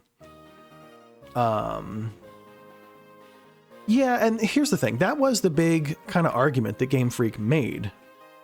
Oh, that's fair. Oh, because you're going for your form decks. By the way, that totally blew what it was. It was Deoxys. So, neat. Shouldn't be that big of a surprise. I can't imagine people go and buy the game and then don't ever find out about that, but that's okay. But yeah, I don't know. That was Game Freak's explanation for their inclusion of DLC in this game here. It was that, oh, we're not trying to just sit down and make more DLCs and charge you more for the same game. What we're trying to do is make it so that you don't have to pay for a game and then a year later pay another $60 for an additional game that's basically the same thing with some extra content. And to that end, sure, I could see that.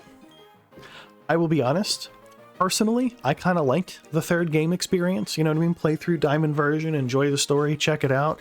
And then when the game comes out later, play through the entire story again, this time with the bonuses. With Sword and Shield, I had already beaten the game by the time the DLC launched, so it wasn't like I went to the Isle of Armor after I had 3 badges and did some training. No, I went there as the champion with a team of level 100s, and I walked through the entire thing because there was no challenge.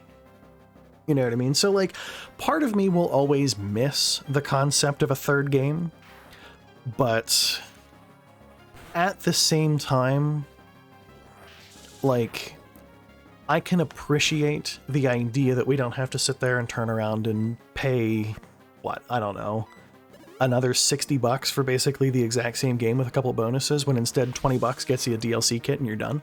You know what I mean? Like, that's fine. The DLC gives them time to add in elements like we were talking about, and this is part of the reason that I am hopeful for Diamond and Pearl remakes. And we're going to talk about them in the vague, I don't know if they're happening sense. If they come out, I'm hopeful that they'll be good, specifically because of how much better the Isle of Armor and the Crown Tundra were than the original Wild Area. What that tells me is that the Wild Area had issues, and that they took it seriously enough and they fixed them. They made them so much more detailed, so much more lifelike, like the Isle of Armor Wild Area type thing, so much better than the original just Wild Area in like mainland Galar. So I'm hopeful that that's representative of the fact that given a little extra development time and a little more practice programming for the console, that they can do a good job. But I'm also cautious, you know what I mean? Like, Sword and Shield did some stuff right, did some stuff wrong, and I'm kind of anticipating that kind of answer again. The game's Diamond and Pearl remakes are going to come out, and they're going to get some parts right, and they're going to get some parts wrong, and that's just going to be how it is, you know? And it'll be fine. Like, I'm not going to be mad either way. I'm going to buy it, I'm going to push over, I'm going to spend $60 on it, I'm going to pay $30 for their DLC package, and I'm going to put 500-something hours into it, because that's what I do with every Pokemon game, because I'm a child. But, I don't know, I just kind of wish that perhaps there was a little more, you know, that maybe I could count on it just being an irrefutably good game with no question about how great it is. I wish. I'm expecting a mixed bag. Here's the thing, I'm expecting them to feel the need to improve the story and end up kind of mucking it up a little bit more, you know what I mean? Like, that's what I'm expecting. You know what I mean? I'm figuring that they're going to feel the need to go back and they're going to want to change or alter or otherwise mess with how something is represented, or they're going to change. I'm figuring they're going to feel like maybe the game's a little too dark, and that they're going to go back and they're going to tweak it, and it's just going to kind of wash out part of the story. So, Magic, is that a good choice, friend? Are you sure? Well, it's good enough, I guess. So, I don't know. I'm going to elect not to focus too hard on it until it comes out, because I'm just going to make myself mad. But yeah, Part of me wonders what it would be like if we could have like a different game studio just develop a Pokemon game. Just let one of like another company try their hand at it. You know what I mean? Someone who's got a good, I don't know, history of, hey, we beat her. That Pokemon has consistently been a thorn in my side, but I guess when you're a little over leveled, you can do anything. Go team. But yeah, I don't know. I'm a huge fan of the franchise and I get fired up about stuff for no reason. But either way, I think we're going to be in for a good time. More or less. It's probably going to be fine. And even if it's not, like, who cares? If we're being completely honest, I just turned 29 a couple weeks ago. Like, old is not quite... Shut up, Leon. Old is not quite the word for it, but I would argue that I'm outside of the target demographic for Pokemon at this point. I don't know. You know what I mean? Like, Pokemon... feels like it's pointed at like 8 to 12 year olds. Like, it's pointed at kids. So me whining that they're not doing a good enough job, it might be kind of, I don't know, like a boomer moment a little bit. But I just want good games. I want the franchise that I give a shit about to do a good job. And I want to have fun. Thanks, Pat.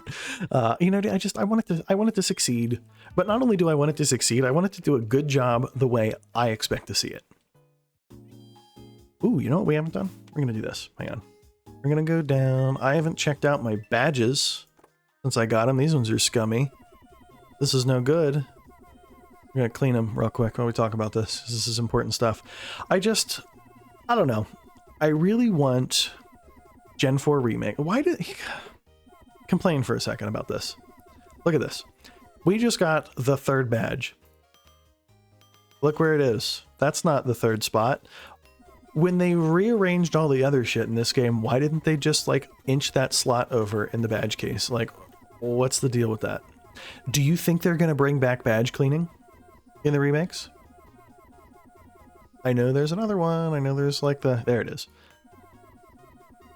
I hope they do. It's such a dumb thing. Oh, and you can sign your trainer card. I forgot about that. If I click... Nope, that's not the button. I'm hopeful. Yep, you can sign it. I didn't, because I'm using a mouse, and that sounds awful. I could borrow Leanne's pad, like her drawing pad for that, her tablet. Just to sign my trainer card and make it look all fancy. I'm not going to, because my signature sucks too, but... it'll be fun. I hope that like this, like, how about this?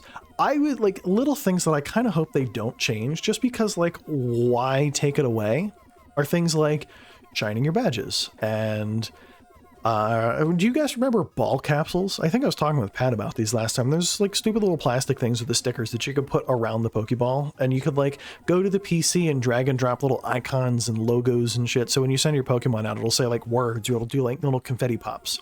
Like that's the kind of stuff that like when I say I hope they don't mess up the game, I'm not talking like I don't think they're going to turn around and like make it so like you can't, it's impossible to beat. They literally broke the game in development. It's ruined now. There we go. It's all clean.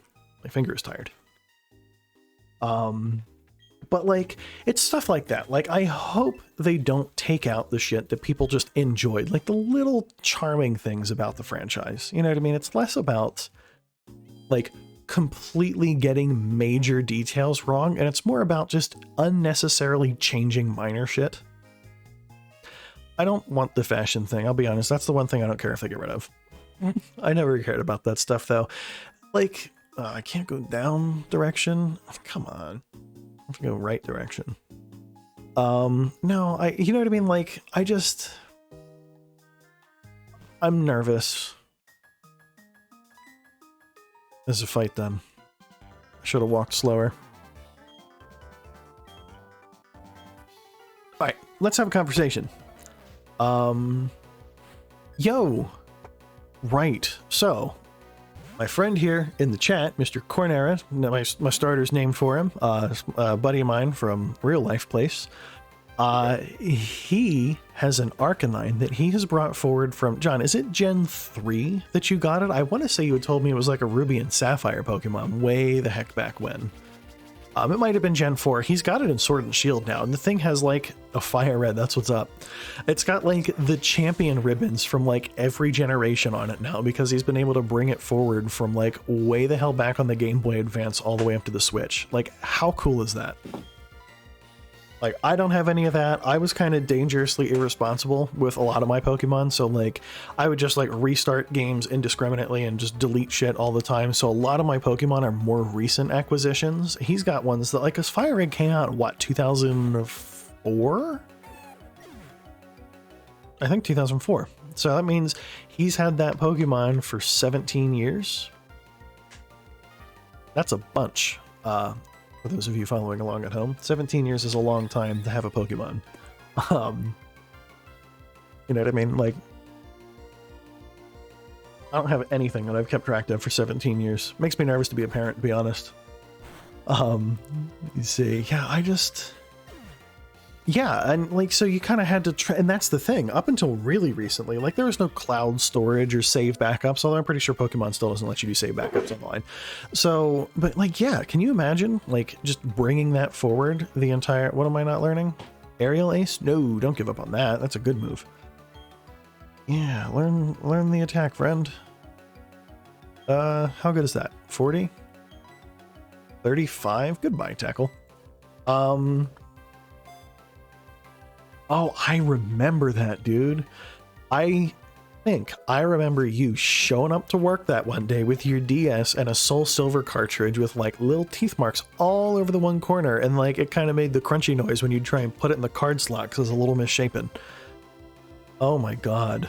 Dude, I would have felt so bad. Because like, that's the thing. You can't zip back to 2003 and get another one. Like, that would kind of be the end. I've been nervous about that, so I've got a living Pokedex. Definitely not the same level of sentimental value, but I'd be pissed if something happened to it.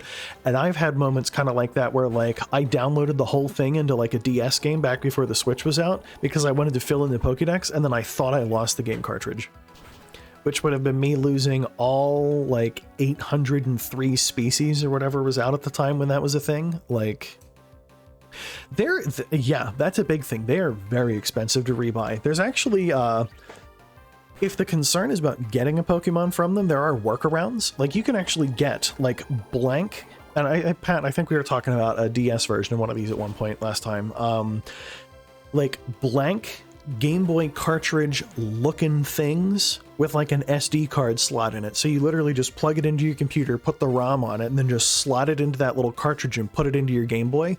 And the Game Boy just reads the software and thinks it's an authentic copy and lets you play it. You can like trade out of it and do all kinds of stuff. Like, that's kind of neat. But like, I don't know. There's not a lot of workarounds for that. I'm going to look for a thing really quick.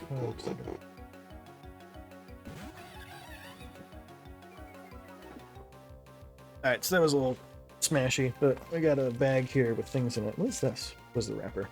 I should probably clean. Here we go. So I don't have any of the original Game Boy games in it. Those are in a different closet somewhere, but I do have my crystal version, my red version, yellow version. I found my emerald recently. So I've got a couple of the old ones, but what I do have in here is I've got like Pokemon Black version, Platinum version, Soul Silver version. These are all my DS games that I've still got. Like, I've got some of the stuff in here that I've used. The big thing is, and the only reason that I'm emulating this is DS capture cards suck a lot, actually. They're pretty atrocious. I don't feel like paying a whole bunch of money to get one, because based on what I've read and seen, they're kind of expensive, and they don't really have the best failure rate. You know what I mean? Like, they're a little, I don't know, famed for falling apart. Yeah, so is that how that one worked? I know Gens 1 and 2, if the battery died, the save data was just gone. I thought, asterisk, that in Gen 3 it only governed the clock, but the save data was actually stored in ROM and was supposed to be saved. But either way, I think in one of my cases around here, I have the screwdriver that'll let you open that up. If you want to... Wait, you can do who what now? Hang on a second, we're going to be looking at that later. I'm not doing it right now because I'm getting totally super duper distracted, but oh boy, that might be like a game changer. Hang on a second. I'm turning it on. I said I was going to do it later. I lied. We're gonna hold the DS, and we got the controller, and it's gonna be fine. Fight. Dude, do that. That would be awesome. Weird. Yeah, so I actually had the same thing going on. My Emerald just didn't want to play nicely. I wound up having to clean the contacts on the inside of the cartridge to get it to work. It kept like loading, but then not doing anything, and can't find it. I'm just done with that for now. Back to focusing on the game that's actually on stream. It'll be good. It'll be good. But no, that would be really cool. Like, here's the thing. I kind of wish things like the DS just had like an HDMI port. It's like, I've got a capture card. I can like stream anything that does HDMI. But being able to just like, cause I don't know, like Steam Link style, like just connect to a remote display and just like check it out that way. That would be really cool. Mini HDMI would be cool. I understand why they didn't though, because what's the resolution on the 3DS screen? 240p or something like that? Like, I was thinking about the like the resolution scaling from my because I never got a Wii U, so I played Smash Bros on the 3DS, and then I got a Switch, so I went from playing on a 240p screen to playing on a 4K screen, and I was like cracking up at like the ratio between those two. Like, when that first happened, I can imagine that the reason they didn't have something like an HDMI out on the DS is because they really didn't need you taking their 240p screen and stretching it out over something that giant, because they knew it would not translate well. All right, Mr. Mountain, you can catch it up slowly. You know, we're going to take a second. We're going to look up what level you evolve, my friend, as soon as I click the right button on this. So we're looking at 20. Oh, wait, what? That happening in a minute here? What? Let me check it. So we're 23. We're like high 23. Are we close? We are high 23. Dude, we're about to have a gigabyte, just like a productive member of the team. I feel like we've just been Switch training forever. I love Duskull. But I'm pretty sure, you know what, we're going to check right now, because I actually may very well... No, I don't... What are you... Stop it. Where is the drop down?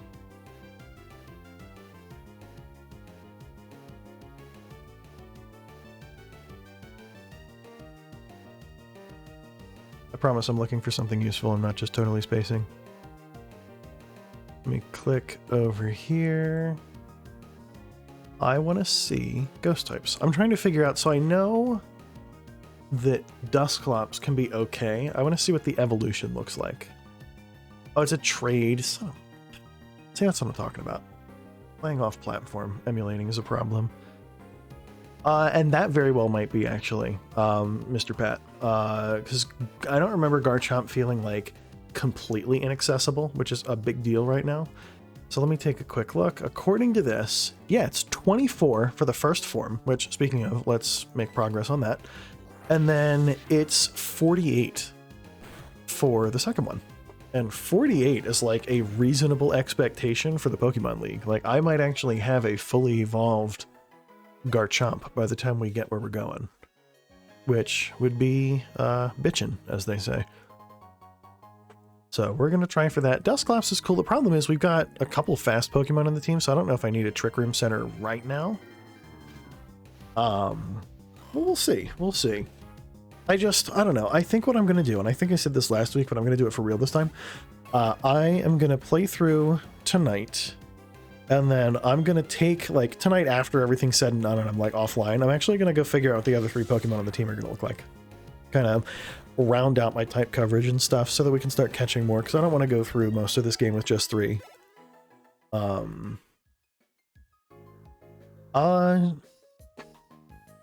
Yeah, what was up with that? So that was what? Mandibuzz and Braviary, and they didn't evolve until like the 50s or something like that? We're checking that now, because that's got me upset also.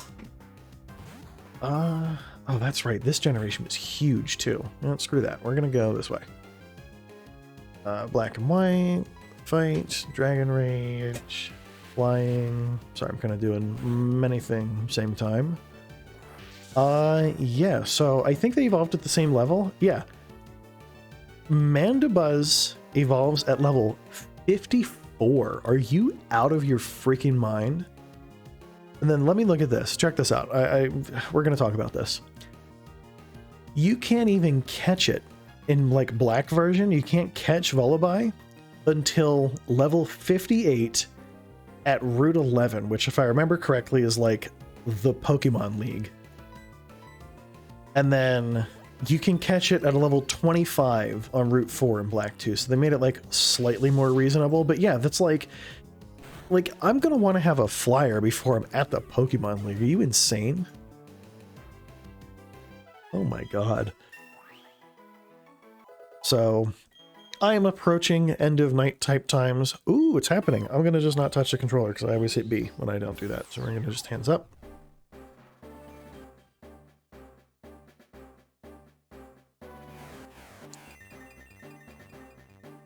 Did it. There we go.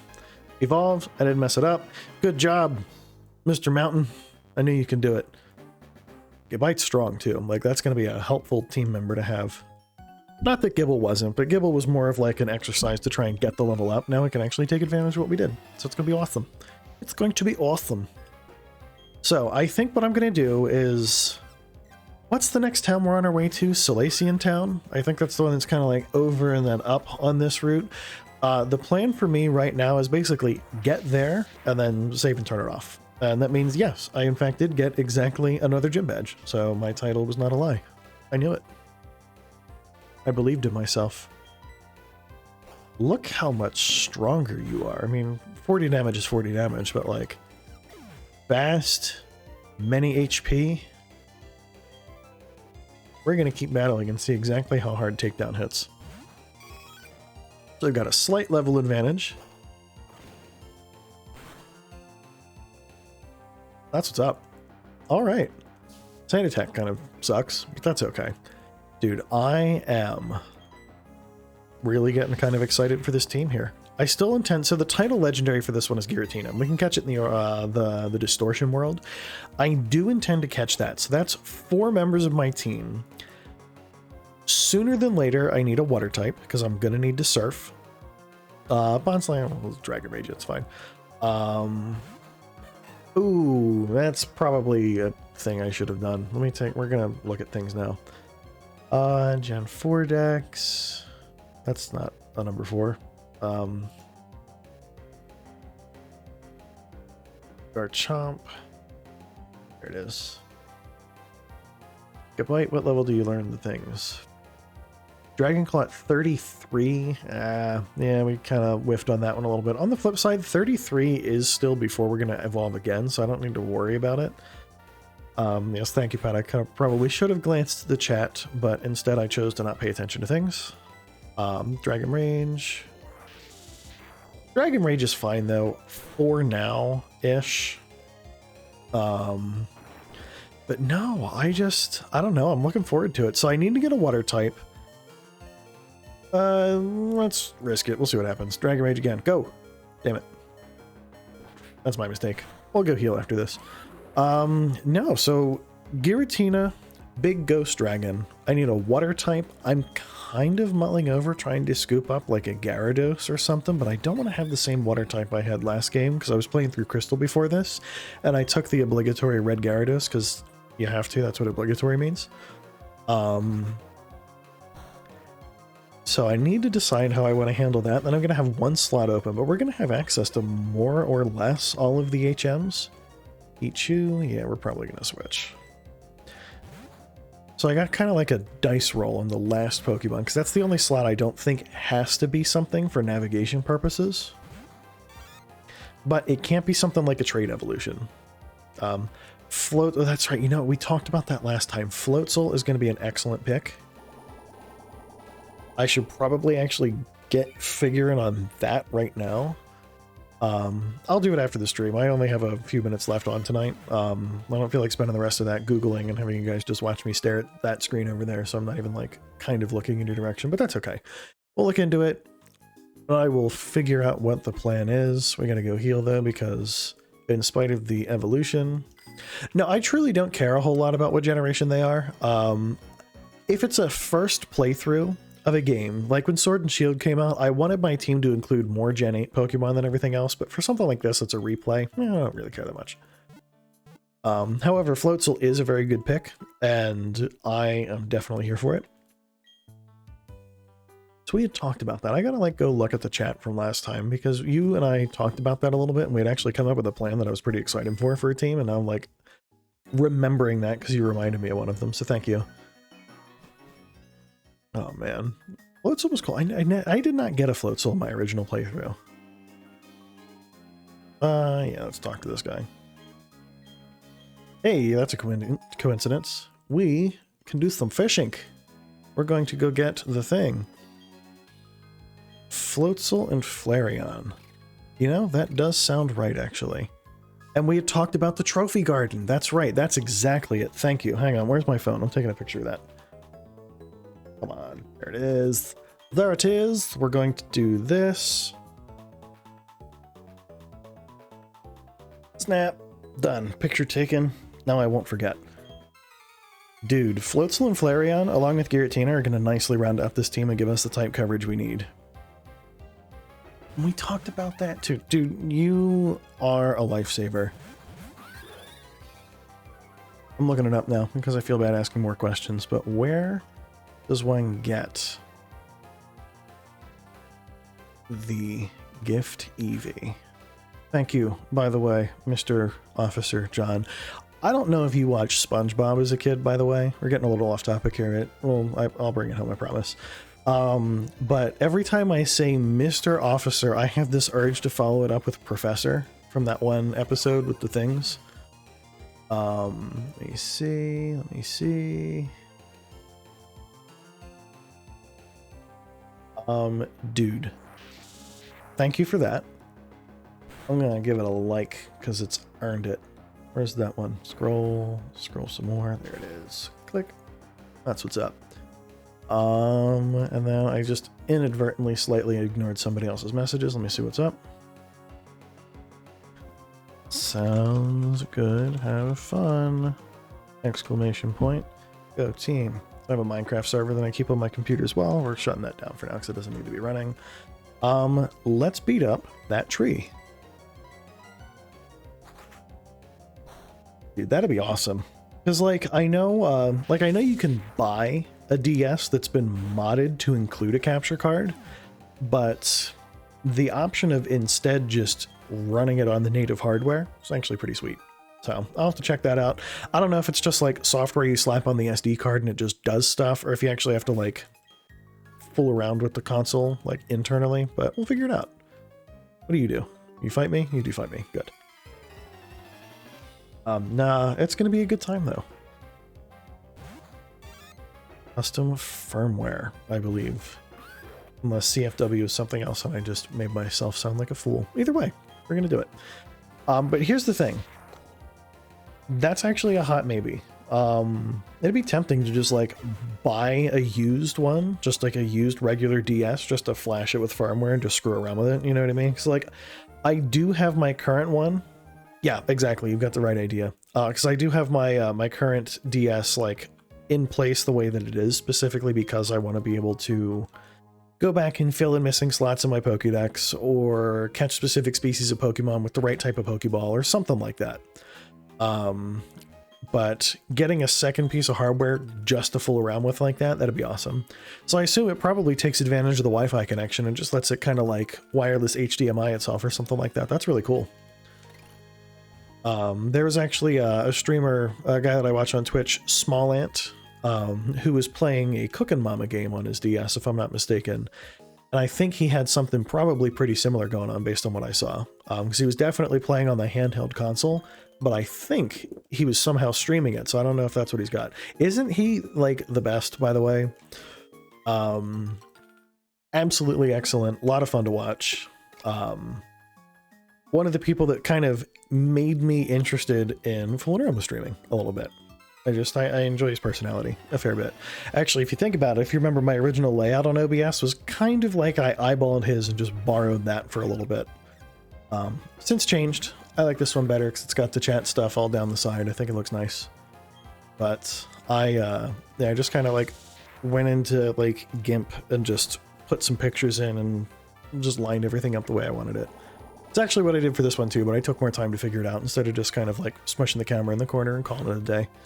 He has been getting really freaking good at Minecraft speedruns, by the way. I don't know if you are a fan, but that is something.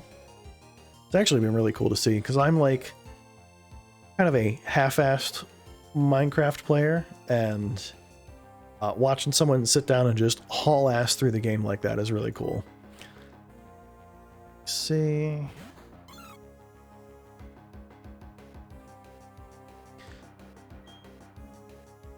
so he has, or at least had, some world records in Super Mario Odyssey.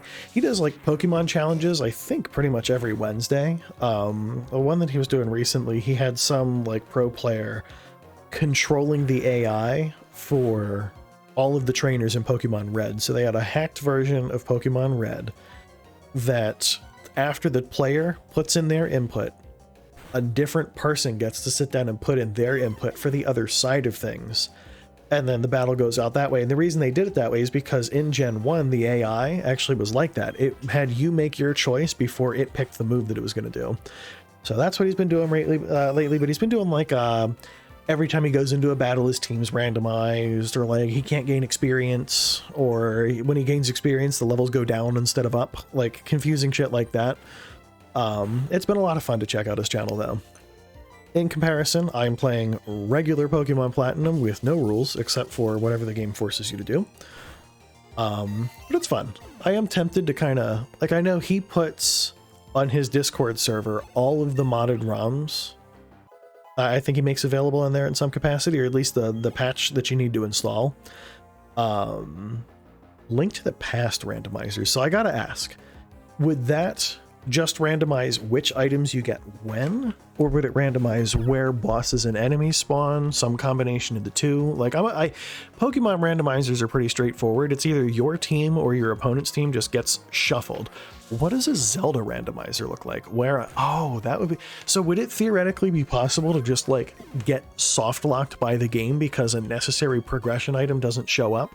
Or does the game have some way to ensure that like required like story progression tools are tripped at the right time? I'd be interested to see.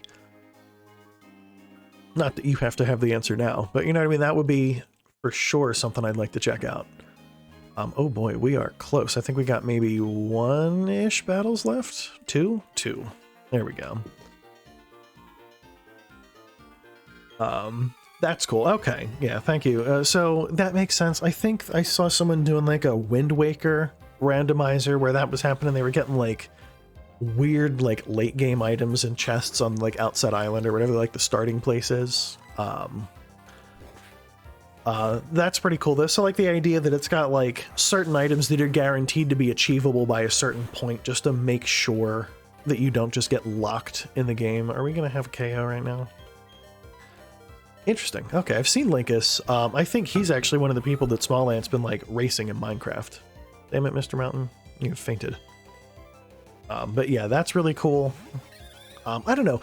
Randomizers look like a lot of fun. They also look kind of challenging. I don't know if you guys have heard of Poketips on YouTube. I actually haven't seen him post any content in a little while, which has been a little bit of a bummer, but he, for a while, was doing randomizer series, so he would play through like Pokemon Omega Ruby and Alpha Sapphire, but it was like an extreme randomizer, so not only were the Pokemon randomized, but the moves they could learn were also randomized. So you might be fighting a Gyarados that has like Thunder, Fire Blast, Fly, and I don't know, take your pick of the fourth move. It can have signature moves. It has Seed Flare from Shaman, right? Here's the thing, John, with that, yeah, if you have like speedrunning type knowledge of the game, you already really know the fundamentals of it. You know what I mean? There's no, like, you're not going to be playing through it and being surprised by things. You know the shortcuts to take, you know exactly where to, like, how to play through the game quickly. Throwing a randomizer in would turn the game on its head for you in a way that you're not familiar with. It's something that like I wish could be done with something like Minecraft, because back in like 2013, my brother and I would play on, of all things, a Hunger Games Minecraft server. So it was like a version of Minecraft with a dedicated area. It was Battle Royale style, but it would just kind of turn you loose, and you kind of had to fight as though you were in the Hunger Games, if you ever saw the movies, read the books, any of that stuff. And yeah, they were a lot of fun. And it made it so that when I would sit down just to play regular Minecraft, one second, this is infuriating. It made it so that when I would sit down to just play normal Minecraft, it was really boring, because I'd be like 15 minutes in and I'd have a full set of iron armor and lots of food, and then I'd be like, great, what do I do now? And I just stop. If there was a way to kind of hit the shuffle button on something, like force the game to randomize in a way that made me think differently about it, that would be awesome. So like if you've practice speed running like a game like that, yo, honestly though, wouldn't surprise me. Battle Royales today, like Warzone has been a lot of fun. That was probably, now that I think about it, and the reason I use the term Battle Royale is because I was thinking about it. I was like, holy shit, that was like Warzone, but in Minecraft. No way. Yeah, that was the first Battle Royale type game I'd ever played, and little did we know it would take off, and now it's some giant thing. Oh no. What is happening? Do I have to fight you again? I swear to God. Fork knife! I have never played, without throwing a coworker of mine under the bus. Back before Fortnite had a Battle Royale mode, we're talking like fall 2017, there were a handful of coworkers, one of which I'm actually good buddies with now, who had Fortnite installed on their work computers, and when they would like go on break or when they would go on lunch, they would just stay at their desk and play Fortnite on the work computers through our work network, and like no one gave a shit about it. They just kind of let it go. Nowadays, if you like try and visit a gaming site, they get blocked by content blockers, so thanks those guys. But like, that was actually really cool. But anyway, we are here. We've reached the Pokemon Center. We've got a team member and evolved it this episode. We got a new badge. Progress was made. And within a reasonable amount of time, I think. I'm actually feeling pretty good about this. So I'm going to go ahead. I'm going to file, save state, slot 1. Nice. We'll stop that. Switch to this for a second with my buttons. There it is, got a camera going. But yeah, so that is about all I got for today. I was talking with Pat a little bit ago, but I'm going to be back probably doing some Call of Duty on Wednesday. Pat might be with me unless something comes up for him. And then it'll be next Monday for Pokemon. So we'll see where we go between then and now. I'm going to write down those team members that we talked about today with the Floatzel and the Flareon, because I think that's kind of an important thing. But yeah, thanks everyone for popping by, and I'll be back in a day or two, back on Wednesday. See ya.